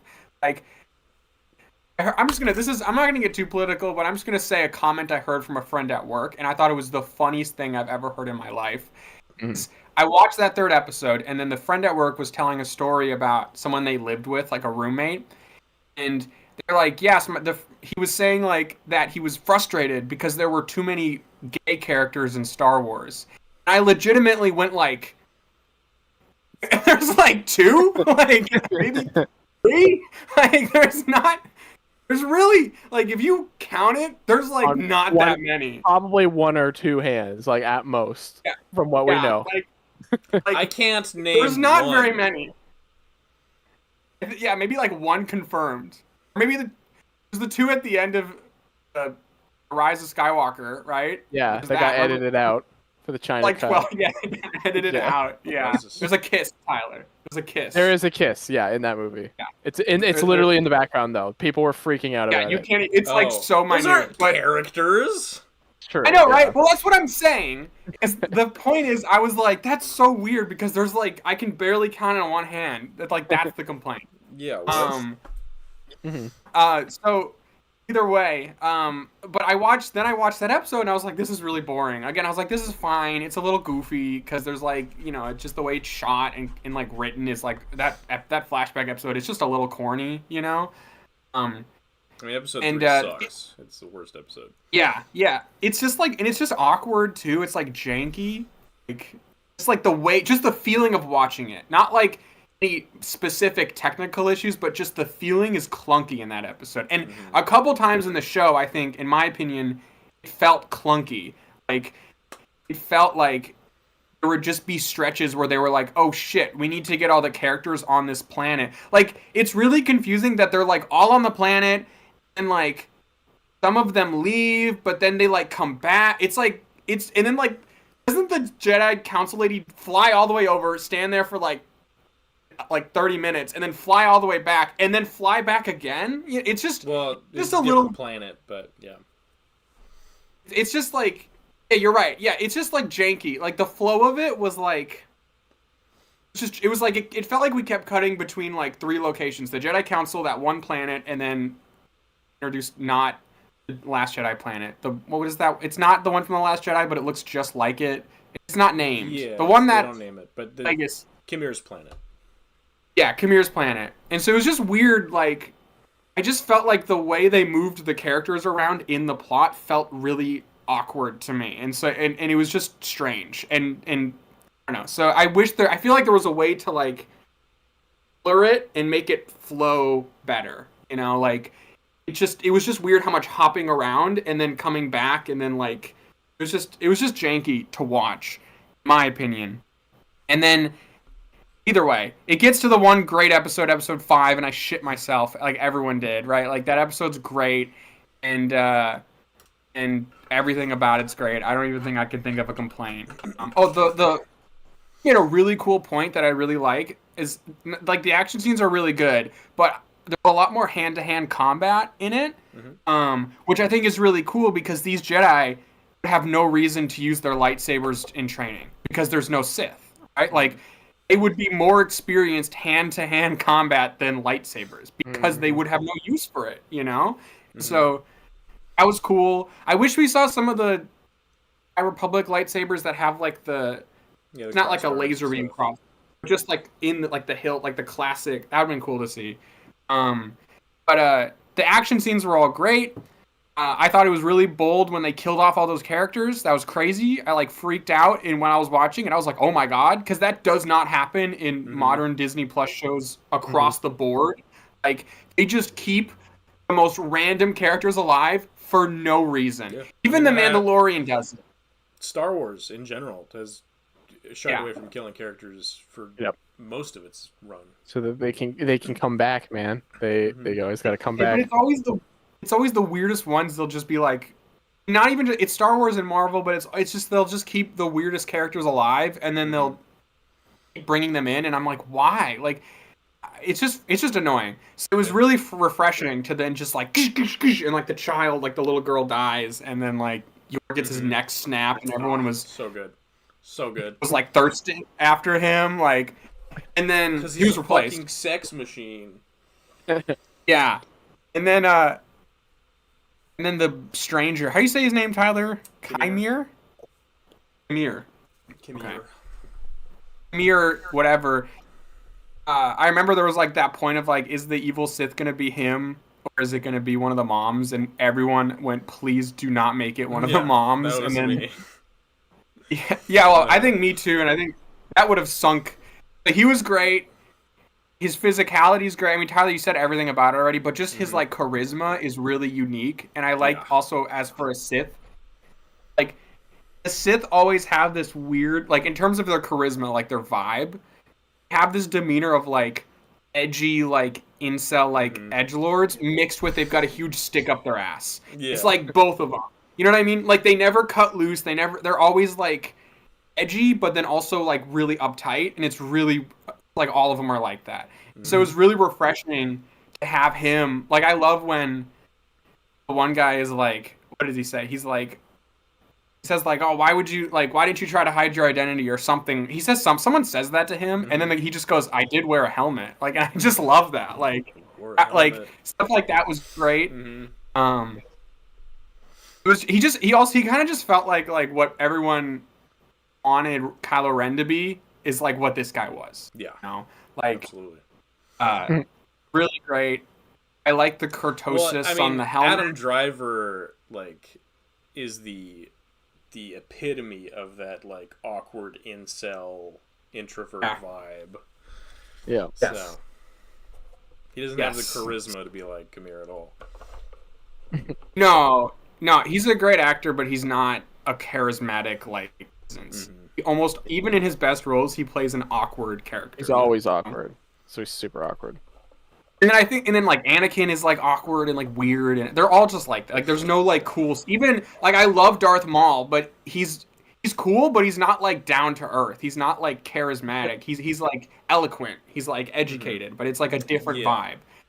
Him and Dooku are both like sophisticated individuals. Yes. Palpatine's just a nut job.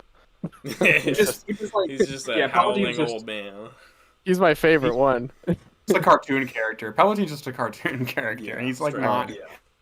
Yeah. Either way, he was great, and again, I didn't like how they were using May and Osha, and like just the way they moved them through the story was janky. Like May just being like, screw you now, I'm gonna like leave you and like turn you in and like turn myself in. Like that. It was like a dime. It was like boom. It was so weird. And then it was just really strange how I think the problem with that is we didn't get to there was no time with her in between learning Osha's alive and then being on the forest planet. Because we didn't get to see her grapple with the realization that her sister actually is alive at all. Yes. Yeah, and it was just like, I don't know, it just felt like they like would rush characters to make decisions so that they would be in the right place at the right time later on. And that was like, especially since they're the main characters, Osha and May, it's like really hard because that's most of our screen, you know? And and they'll just have weird shit happen. I wasn't invested in their relationship until the last episode. I agree. The last episode, it Well, I guess we can just get into it because that was like what we're supposed to talk about. The last episode was generally. I really personally have a bone to pick with that stupid little fucking beaver character because I don't understand what his decision making was, and he literally felt like a plot device where it's like, right now he's gonna be banging May with a wrench so that she's like stumbling around herself for a couple scenes, and never mind, now she's like sabotaging Soul for like no reason. Like just weird. I took that as. The way that seemed to me was like Soul was gonna get them fucking killed because he was just plowing through this asteroid belt. So I took that as like he's like, I'm not gonna let you kill me. Yeah, that's what it seemed that's like fine, but then like emphasize that greater, like so it comes across clear, you know, like yeah, or at least let him be able to speak. Maybe there's like one of the engines gets taken out and then he runs over to try and fix it and then he can't fix it and then another one and there's like all these warning signs and he just is like, oh my god, we just gotta like just something. It's like, or like he's wrestling Soul for the controls or something to try to pull out of there. Yeah, and like show that change. But he felt like he was just like he was a plot device. He was just like, what the fuck? We'll have the beaver like do something to like kick someone or something, you know. And I hated, and I also don't like. That he does. I know it's supposed to be cute, but I really don't like that he doesn't talk, and I don't like the noises he makes, and I don't like his. It was just. I finally understand why everyone hates the fucking. What are they called from Return of the Jedi? The little teddy bear guys. Ewoks. Like I never got that. My whole life I was like, why are you so mad? Now I get it. Like I get it now. Like I understand. This is my version of that. Like, kill these poor things. This poor guy. He was just really annoying, and either way, and he took up probably more screen time than Chimere, like at least rivaling it. Like that motherfucking beaver is in every episode.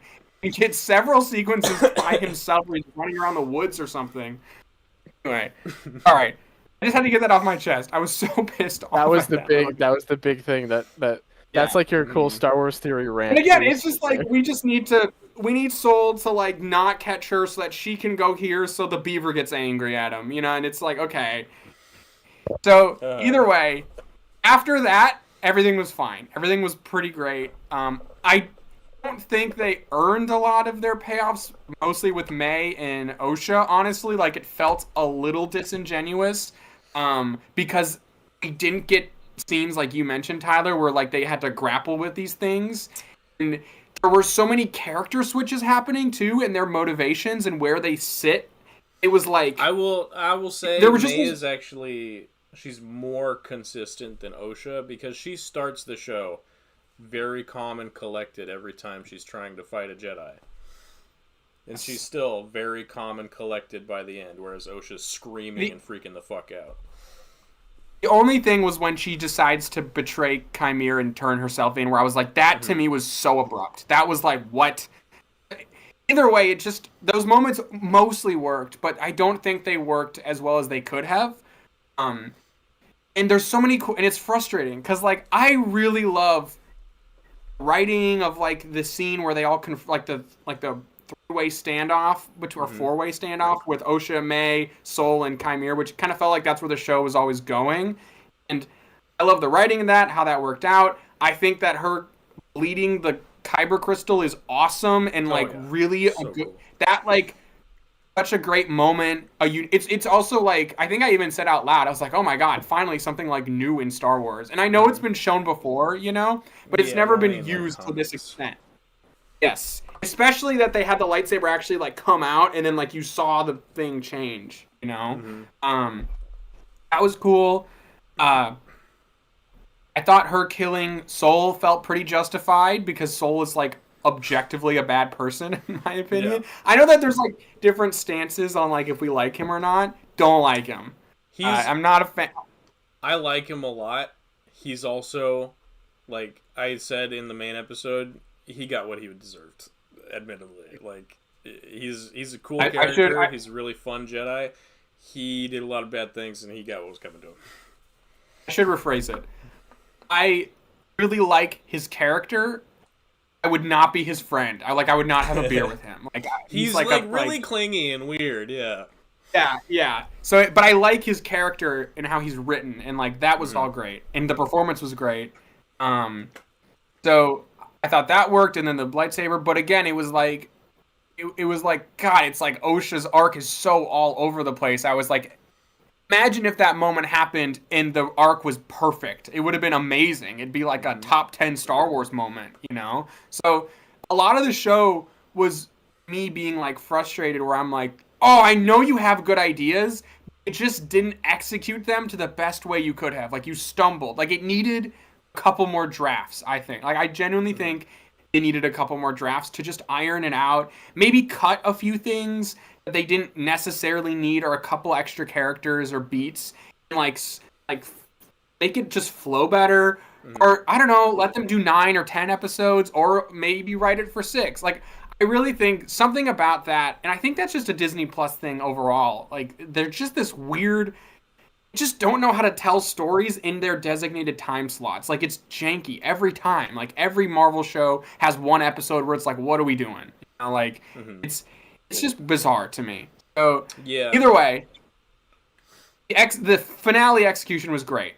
I will say it was cool they had Plagueis in it, but it was so just thrown in there. It was so like, oh, what? Well, it happened. The point of the story, you know. It wasn't, but it was like, then don't. I know they feel like that. Then don't do it. I don't know. Like to me, it's like if you're not gonna. Well, it was just so random. That and the Yoda scene tell me that they are key players in season 2 if we get a season 2. Which I was talking to Aiden about this, and I was explaining. Now this show's better than the Halo show, but I think that there is a thing happening in media where shows or movies will end promising you the movie or the story you wanted the whole time. And so season 1 ends, like season 2 of Halo ends with them getting to the Halo ring. And it's like, well, great, that sucks. Why did it take 2 seasons for you to do the thing we all actually wanted you to do? You know, like, that happens a lot. They'll like end a story and you're like, oh, that's what I wanted this whole time. And this wasn't as strong of that, but it was just like echoes of it. Like everyone wanted Plagueis in it. The way they end the season, it sets up the show they pitched way before the show came out, which was a Sith Master and Apprentice hiding from the Jedi as the focal characters. Yes. Yeah. Again, and it's like, why did it... I think if you get to that moment where you're writing your show and you're like, oh, I'm really going to get them by promising the show they wanted the whole time, or everyone... Then I think you stop and you go, wait, am I making the right show? Maybe I should cut out all this bullshit and just tell the story that I'm hyping up. Like, and then, you know, we can tell the backstory during the main story if we need to. Which a lot of great shows do. They'll, like, flash back throughout seasons. You know, like every season of Daredevil has a flashback, like, storyline running through it. Like, they start it, like, but then they'll, like, go back and flashback to how we got here, like, throughout. That works totally fine. But I'm just frustrated by it, and it was annoying, and I wanted to see the show where it's Kymir and his acolyte and Plagueis, and like they're hiding from the Jedi and they're trying to survive, and like this is our cast. You know, it's just frustrating. And there's like a rule in screenwriting where they say start a scene as late as you possibly can and end it as soon as possible.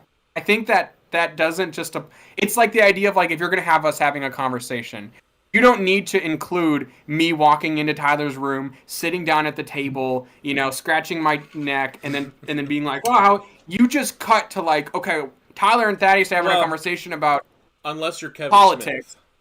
Unless you're Kevin Smith, yeah. Or they're gonna have a conversation about politics or whatever, and then you just cut to me and Tyler screaming at each other about politics right in the get-go, you know, because that's the meat and potatoes. And then you end it like as soon as you get your point across. And I think that also functions to a whole story, you know, like a whole storyline. Like start it as late as possible, end as soon as possible, and then if you want, you can then go back, like we said. So either way, Testament is I was just frustrated because there's so much great stuff in it. Like it's some of the best stuff that they've done ever. Like some of the stuff in it is like the best stuff they've ever done on Star Wars, like Disney Plus. But then it's like some of it is just so annoying and like just like you just had to sit through it. Like you can't be like, guys, episode 5 is great.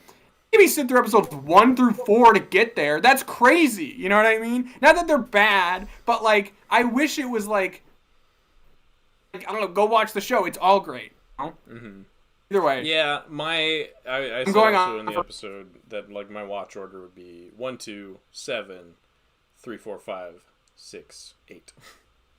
You ignore 3. Or no, sorry, you don't no, do 3. cut out 3. Yeah, so 4, 5, Yeah. 6, 8. It's crazy. You Don't already do- have don't do three at all. like how people. That's like what people do with the Star Wars movies. They'll be like, Yeah. watch episode 4 and 5, and then watch the prequels, and then like that's Yeah. it's And already. don't watch the sequels. Don't Just don't touch yeah. the sequels. Move episode 7 up Yeah. to the beginning pretty much so that the reveal isn't disappointing, and then cut episode 3 out because it's just trash. Yes. Yeah, it's right weird. Either way, I don't want to talk about it. It's just that was my. I hope it gets a season 2, just because it's promised the show that we all wanted the whole time. So yeah, I would like to see that. I'd like to see. People were talking about Plagueis back in 2015 with The Force Awakens. They thought Snoke was Plagueis. Like that was the theory, you know. So people have been wanting to see that dude for a long time. Yeah. It's like, and he's cool. Like he's creepy. He looks cool. You know what I mean? It's like a cool thing. I mean, he looks creepy in this. Every other depiction of him, he looks like a fucking Yes. doofus. He does. Yes. Yeah. If they keep him like this, that would be great. Don't ever take off the hood. Ever, ever, ever. Just Yeah, leave it I on. never want Don't to see a ever- full frontal of his weird fucking Squidward face, please. No. But it's just like I don't know. As a cat, it's just like it's just whatever. It was frustrating, but I hope it gets. I kind of actually people are saying it won't get a season 2, but I kind of think it will, because I think that the publicity and like social media like conversations they got, like Acolyte was trending on Twitter every single time it came out, and I know that's because people were screaming at each other, but that's fine. Like I heard more studios- about this show than Ahsoka. I didn't hear Yes. nearly as many people talk about Ahsoka than they did this show, which is crazy. Yes, like people are talking, even if they're arguing, they're talking about Star Wars a lot, and it's like, so I feel People like, checking it out, yeah. and also people are hate watching it. Like they're not just Yeah. giving up, like they're like, and I know that like sucks, but these people like they hate this show, but they'll watch every episode of it. You They'll know? like So- pause and like look for detail, and they'll be like, "This sucks," Yes. and here's why. And Disney's like, "Thank you." Thanks Yes. for the watch time. Exactly. That dude, that one dude, maybe I shouldn't say his name, but there's that one YouTuber that like hates it and talks about it all the time. He does not know how much publicity he's giving the show. Like he is actively manifesting the next season with how much he's talking about it. Like he's just giving them exposure, you know. He's the Acolyte's biggest fan. He kind of is. If you It's just said so that, funny. the vein in his head would explode. But Yeah. But His stupid either way, fucking so butt chin would clench.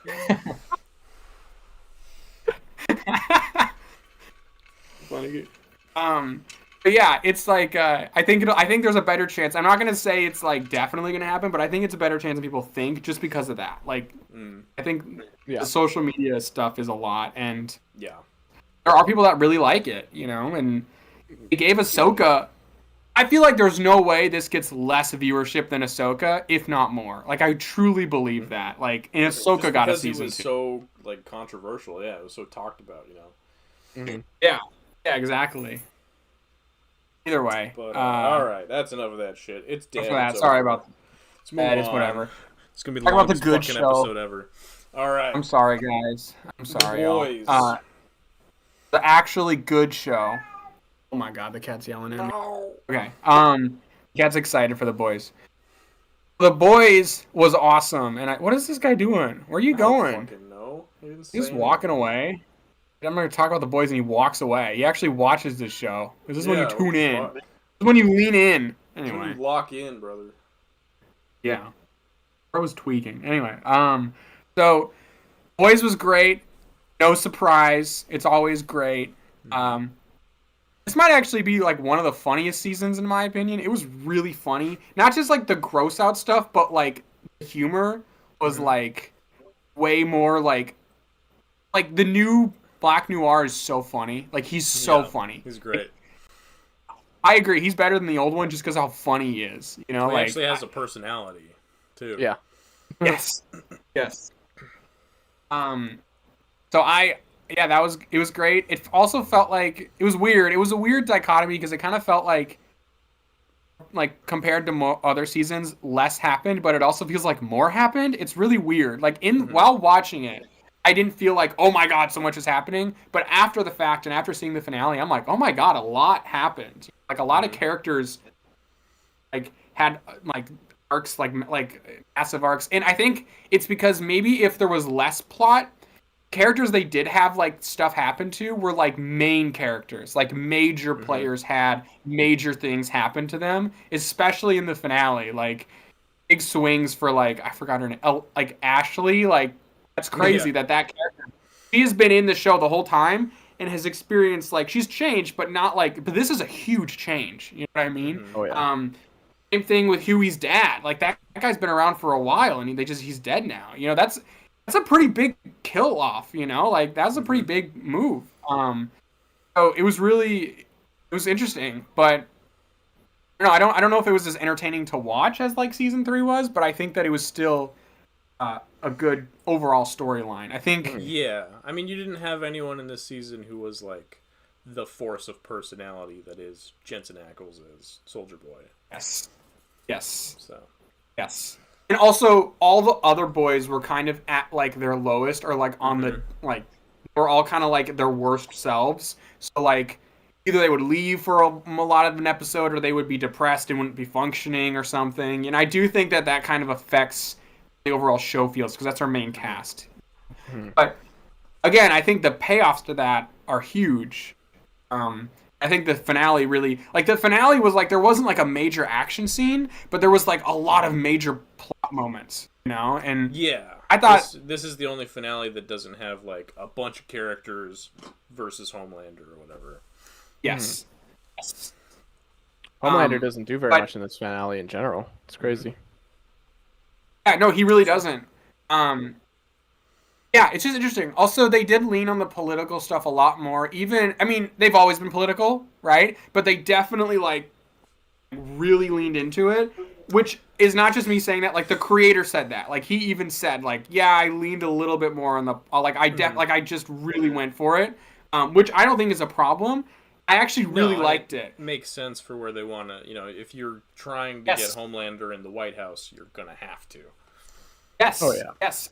And the themes of the show are becoming quite clear now. Like, it's interesting to watch. Like, the show will have themes in the beginning, but as it goes on, they become very distinct messages. Like, they're almost like, you want to say something about this, and that's in season 1. And then it's like they chisel it throughout the whole show. And in this season, it felt like, we're not just saying something about this. This is what we're saying. Like, this is exactly what we're saying. You know? We're not just being like, hey, what about this? We're like, no, this is our point, which I thought was cool. I thought effective. I like it. Like, it's kind of, I wonder if they'll probably introduce a couple new soups next season, but I don't think it'll be like how it has been, where it's like every season there's at least 2 or 3 new major soups that get like a major storyline. Because there's so many characters. That's another thing. I think there'll be a bunch of new soups, but they're mostly going to be cannon fodder. Yes. Like, it's not going to be like tearing through people. Yes, it's not going to be like when they come out and they're like, okay, these 2 soups are like our new soups, but we're going to give them, like, what's her name? Like the Nazi chick. I forgot her name. Stormfront. And then they did Firecracker. Firecracker's character is, like, so incredibly, like, specific and on the nose and also very modern. It's really interesting to see.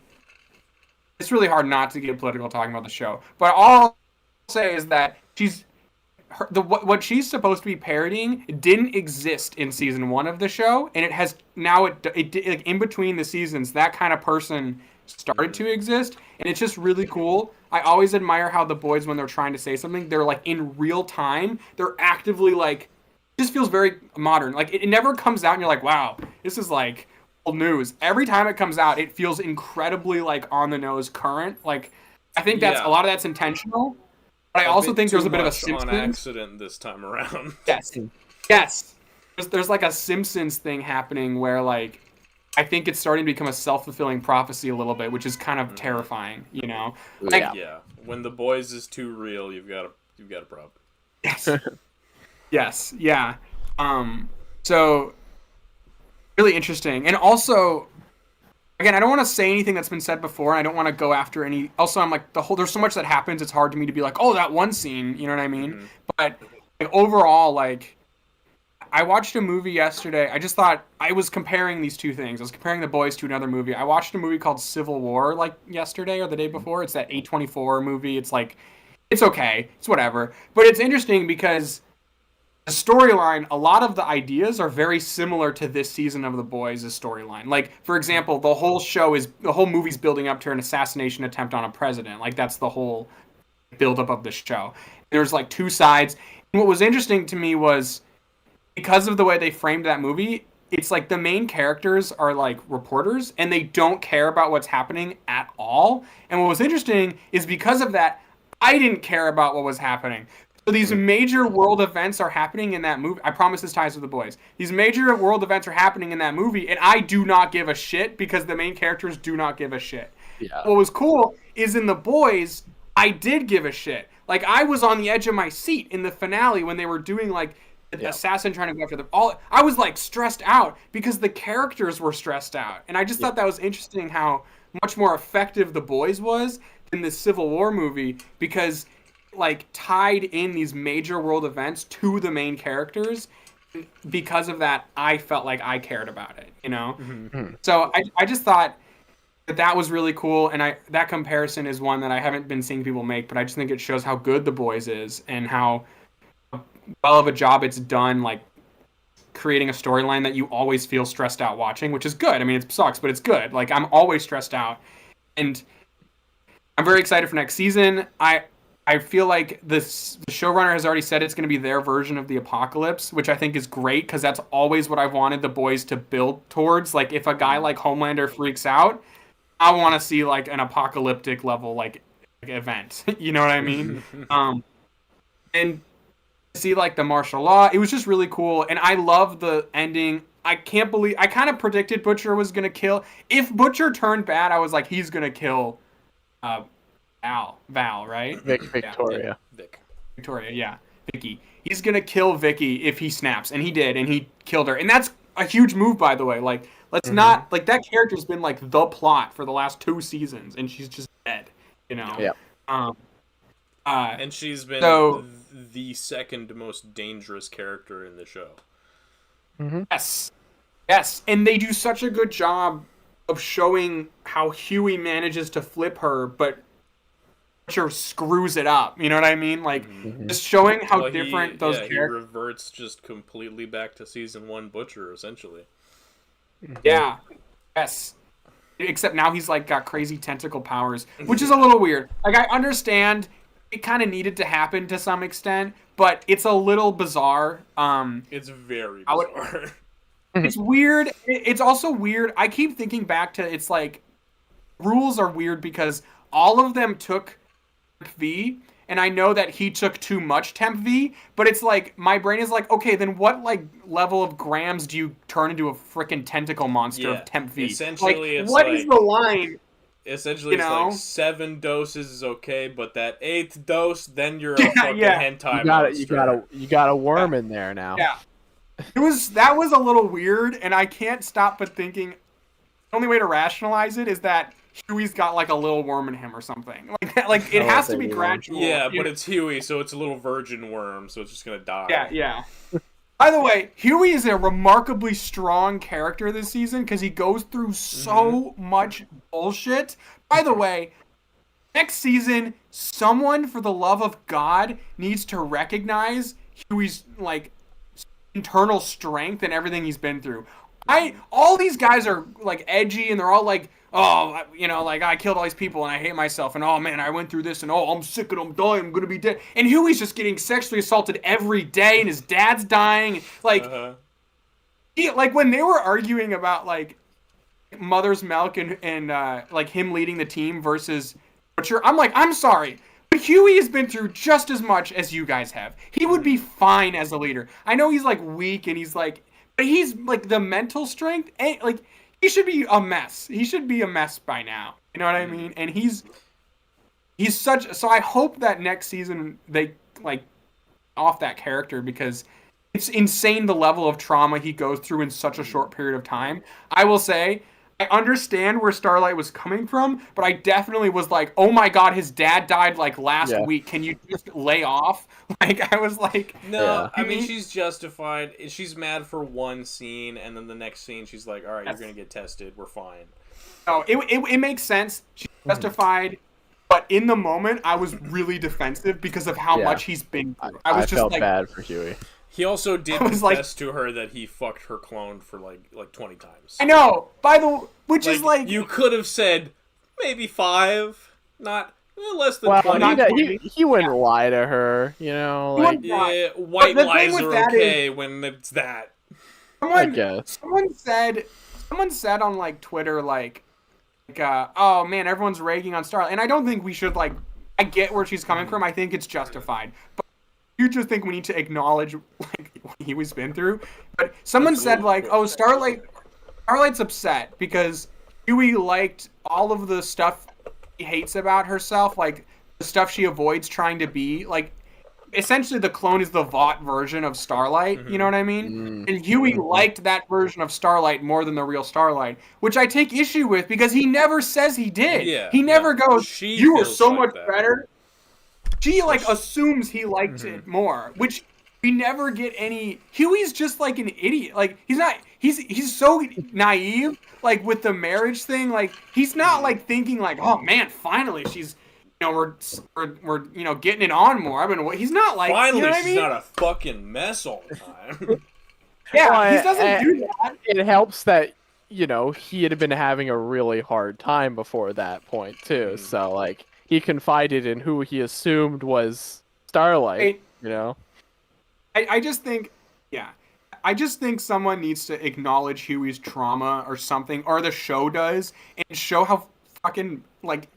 How strong he is emotionally to get through that. Because seriously, he gets sexually assaulted like 3 times and his dad dies. And, you know what I mean? Like, it's crazy. You know what I mean? Like next season, Super Ashley better fucking apologize for what she did to him because that was fucked. Yes, yes, that was horrible.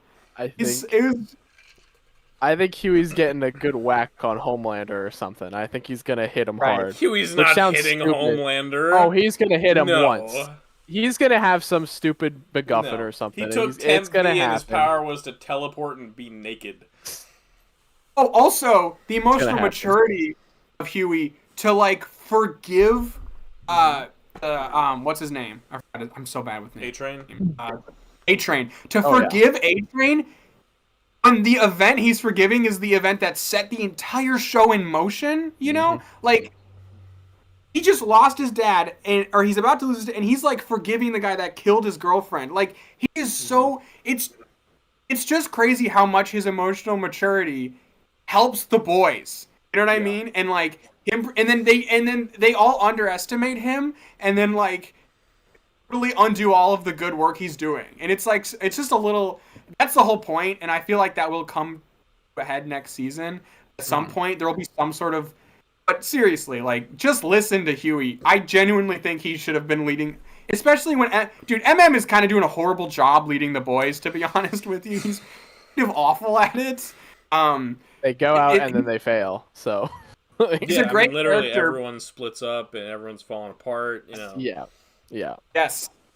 Yeah, like, either way, sorry. It's hard. The show's really good. I'm excited for next season. My only hope is that Amazon gives them a significantly bigger budget, because I really don't think that last season can feel like it's got to be like, you know, like Stranger Things 4 feels much larger scale to Stranger Things 3 and 2 and 1. Like it feels different when you watch it. I really think The Boys needs to do that to sell this apocalyptic event. Like the scale of it, they need to approach it from like this needs to be really large scale. Like we need. The Boys also, like, we'll see if they do it. They probably won't, but every boy, even the best boys fight scenes are, like, there's never any scenes in The Boys, like Man of Steel or, like, the opening of Guardians 3 where they're, like, flying around and smashing into shit and, you know what I mean?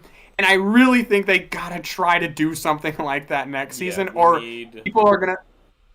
We need to see Homelander do some Superman-level shit. Yeah. In the next season. it can't be people like punching each other really hard in like warehouses. Like it can't be that, you know. It's gotta be like really. And I think honestly, the ending, like the very last 2 minutes, a bit of that, like especially the shot when it's pulling back. It's such a simple shot. It's not like epic explosions, but the shot when it's pulling back in Butcher's driving away and the Nirvana song is playing, it's like a glimmer. That felt like grand, you know, that felt like a huge like moment. And you don't get shots like that in The Boys where it's like this long take of a pan out, you know, landscape shot very often. You just don't get that. So I want more of like that vibe. Even that whole sequence, like where we were jumping from all those different locations, you know, like that really helped. And I kind of feel like we'll see. They could open next season and all the boys are like put away in the same prison, but I kind of feel like they won't be. I kind of feel like they're gonna split them up and put them away in different places. I don't even necessarily think Kimiko's gonna be arrested because the guy from Gen V who was holding on to her wasn't like he was holding her, but he wasn't doing anything to her while she was freaking out and Frenchie was being taken away. She wasn't being locked up and loaded up. No, I think there's going to be... She's a soup. Yes. I think... I was thinking about this. I think the soups that don't agree with Homelander, which there will be like a good amount of them, are going to be put somewhere else. Like that's going to be its own thing. It will probably lead to like a breakout or something, but I don't think that they're going to put them... Like there's going to be a different plan there. Like if it's to refurbish them, if it's to... If it's like... You're one of us, and you know we're taking over humanity, and we just whatever it ends up being, I think you're right. It'll be a different thing. I'd really like, or the next season picks up and then Starlight like lands behind that guy and fucking blasts him into the wall or something. That's true. That could also happen. But I do think the team to save the crew is going to be Starlight, Kimiko, and A-Train next season. Yeah. Yes. I think I feel like we could get several parallel plots that are in very vastly different locations that end up coming together. You know, like for the end. That is literally Stranger Things 4. Like it's literally how that's set up. You know, but I think they might do something similar where they've got groups of characters in different spots, and then I think also because there are so many characters. I was thinking about this. There are so many soups that could be recruited against Homelander. You know what I mean? Like Queen Maeve, Train. You know, honestly, Ashley now. You know what I mean? Like, that's what even saying. You know, there's like the three from the Gen V, like the three good guys from that show. You know, there's a good amount of soups that are like out there in vastly different places that could be recruited, and it's going to be a large cast. I think it'll probably build towards some sort of battle between soups and like humanity, like the good soups in humanity, and then all the evil soups. You know what I mean? And Butcher just wants to kill everyone, so he's gonna be on his own. I think it's gonna. He's on his own. Gonna be a one-on-one between Butcher and Homelander, or that's right. The sun is also just out in the wind too. That's another floater. You know? Yeah. Well, yeah, because I was talking in the main episode. I was saying you've got Butcher with his tentacles and the virus. You've got Ryan, and then you've got Soldier Boy as like the three big things that could stop Homelander. And I don't think Soldier Boy is going to be super down with his son still. Like, just because he's ruling the world, I don't think he's going to be super into that. So I feel like Soldier Boy is still probably, like, he'll have another turn against Homelander. Like, Homelander's going to try to suck up to him and be like, Dad, I'm doing this, I'm the greatest, you know. But it's still not going to work. Yeah, I think you're right. I think we'll probably start with Soldier Boy on Team Homelander, and then it'll switch. You know. Yeah. But I also think the Soldier Boy thing is interesting because his power is removing superheroes' powers, right? And that's a Chekhov's gun where it's like you need to if they don't have him remove someone's powers who's like a major player, it's gonna feel really underwhelming. It's like whose powers, you know, like that's a good question. Is he gonna remove the deeps? Like, I don't think anyone would be like, oh, the deep block. It would be like, okay, because it doesn't. It doesn't kill them. It just removes the power. Yeah. So I wonder if he maybe he can't do it anymore though. Maybe that's there's not really any reason to think that though. I don't know. I could be wrong. I could be dead wrong, but there's a thing where, and this actually happens in the new Furiosa movie, where if you have a character that everyone wants to kill, and the main characters want him dead, there's a main character, and the mission is specifically stated not to stop them, but to kill them. Like, that person, I want to kill them. Usually, if you just have them kill them, it feels really underwhelming if it's just like, oh, I shot him in that, like, I beat him in a fight, and I shot him, and he died. You know? Yeah. I would rather Homelander loses his powers and actually faces consequences, for sure. I think my prevailing headcanon is that Homelander will lose his powers, face consequences, and then kill himself. I think he could commit suicide. Honestly, I know that sounds crazy, but if anyone's gonna feel like ashamed of losing one, he's so bent up on I'm not human. I'm better than humanity. You know what I mean? That to lose the thing that separates him from humanity feels like the worst possible thing that could happen to him, and he's broken. It's either that, and and Soldier Boy takes his powers and he kills himself, or I think it's that, or Butcher and Homelander kill each other, and then Soldier Boy takes away Ryan's powers. So Ryan just lives as a kid. That is totally valid. I also wonder, I could see that happening where it's like the ideas, like they've been building towards Butcher and Homelander killing each other this whole freaking time. Like, it's got to be a fight. But I could also see that could totally happen. I could also see, and it's like a heroic sacrifice or whatever. But I could also see it being like, especially given that they've set up this whole season that he's trying to do the right thing, and then at the very end he swings and lets like the evil take over. Like, what is the greatest leap in like character arc he could possibly make?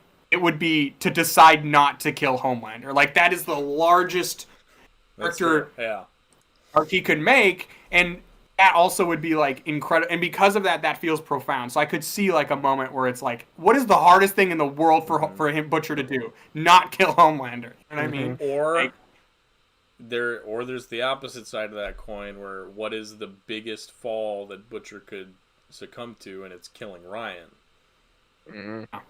Because, I mean, Ryan did just murder Grace in front of him and didn't seem to care. Oh, yeah. And Ryan's a rogue agent. It's interesting. It could go a lot of ways, but I think that when I think about it, I think of like what I was saying, what you were saying. Like, I really don't think Ryan's gonna kill Homelander. That's the one thing where I'm like, no way. There's no way. I also really like the idea of him losing his powers. It's actually awesome because I think the biggest question coming out of this show will be what the hell Ryan still exists. Like, Homelander's dead, but what if Ryan goes bad? It's just another Homelander, right? So how do we stop that? Like, and I think him losing his powers and being a kid would be dope. Like, that would be a really great way to really end the story. Because they could also, the other option is, he decides to be a good guy, and it's like, well, we don't see that. You know what I mean? Like, he's going to be an actually good Superman. He's a teenager. He decides to be a good guy for now. Exactly. Like, I don't trust, Yeah. And I also think plus, if he just has to live as a kid, like, he'd have no Butcher, he'd have no dad, he'd have no mom, he'd have no Aunt Grace. He'd just be completely alone. Nothing. Yeah. I mean, maybe he'd have Grandpa Soldier Boy, I guess, assuming Soldier Boy doesn't die. But that's the worst person for him to have in his life. So I'll raise you now, boy. He's like, no, okay. Well, that's a great point. I also think Ryan doesn't want his power. Genuinely, I don't think he likes having powers. I think they're a curse to him. Like, I don't think he likes them sometimes, but he's a teenager. Sometimes, so he doesn't really know what he wants. Exactly. I think the only reason why he likes them is because sometimes Homelander has to talk him up to it. But I think that, generally speaking, like, he's like, they're more of a curse to him, like in the way he wants to live his life. Like, he just wants to be it. I think. Yeah. So either way, I think, the ultimate way to honor his mom would be to live as a normal kid. Exactly. Yeah. 100%. Yeah. Which is all she ever wanted for him. That's all she ever wanted. She didn't want him to be a superhero. So there's a lot that could happen, but I think overall, the fact that the show is making us talk about it so much shows how good it is. Like, it's this good of a show that we really are. There's so much to talk about. There's so many characters we care about, and there's so many directions it could go in. Like, it could really go multiple different places. So I think people have been shitting on this season, but I think in hindsight, they'll look upon it better after they see season 5, because I think there's a lot of setups in here that some of the setups we are aware of, some of them we're probably not even aware of that are happening. And I think we'll look back and be like, oh, every time there's a massive storyline where there's like one part where it sets up the finale one, everyone usually craps on the setup one because they're like, so especially in a show, you know. There's some exceptions like Infinity War Endgame, you know what I mean? That's like an exception, but generally speaking, I've noticed people, like especially in television, will crap all over the setup season or the setup movie, you know, before they see the finale, and then they see the finale and they're like, oh, you know what I mean? That's great. It makes sense now. Because I don't think a setup season can be as like it needs to do a lot of work. It's like hedging your bets. It's like, could you make a really awesome explosive season now and it's like just as good as all the other ones, and then you do a final season and it's just as good? Or do you take a step back to a slower season, but then the reward is the next season's like the best one with the best payoff? You know what I mean? It's like an investment. Twice. Yeah, it's usually what happens for a lot of shows is that they give up towards they're like, oh shit, we have to do a last season. Here's everything, and it's lame. So yeah, I get that. Yes, exactly.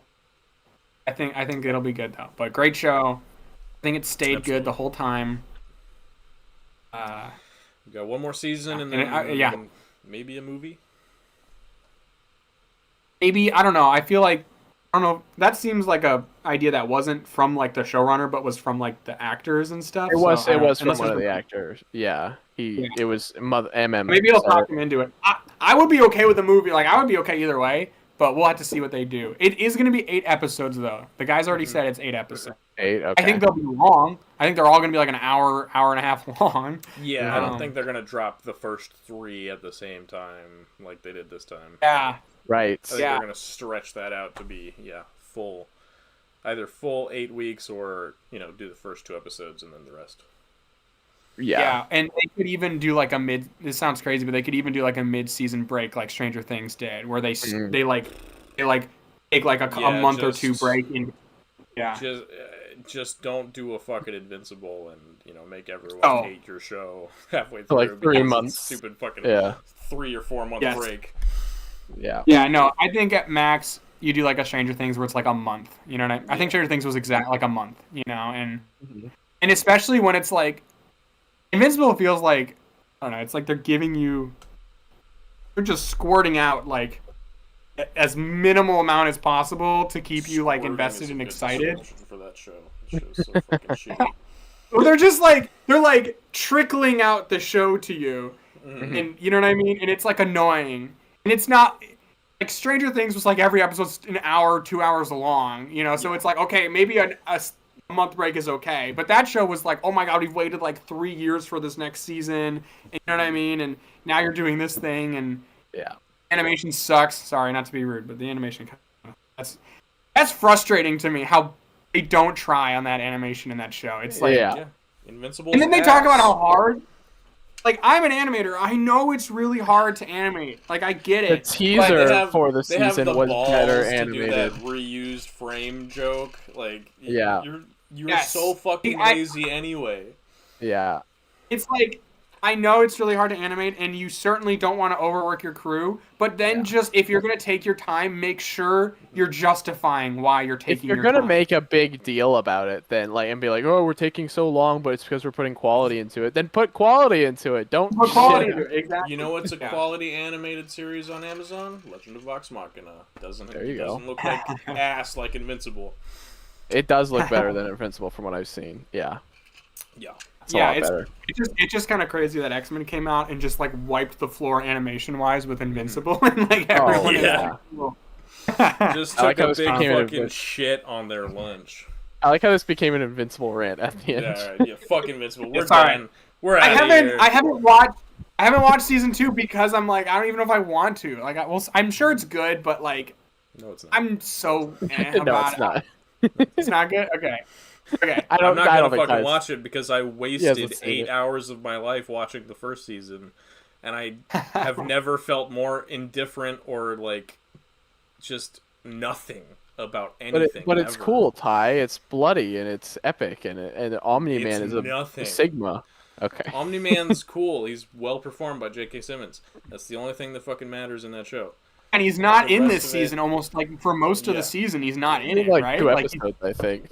The rest of the show made me feel hollow. Invincible makes me feel hollow is a good description for it. Yeah, that's a good video essay. Tyler, get on. Yeah. All right. Well, that's it for our addendum to the episode today.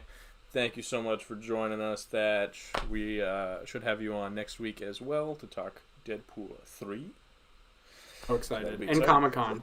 Oh shit, I gotta see that. Depending on what Comic-Con news comes out, yeah. There will definitely be action figure news before we do it, like 100%. I think the Legends panel is like Thursday or something. We'll definitely have that. Yeah, they usually do run it like Thursday, Friday, so hopefully. Yeah. But otherwise, that is going to do it for the episode, I think. I think we've talked about just about everything we can. So, thank you, boys, for joining me for another week, as always. Appreciate you. Lay, love you. Aiden, you're great. Braden, you exist. Bye! Yep, lots of fun. Bye!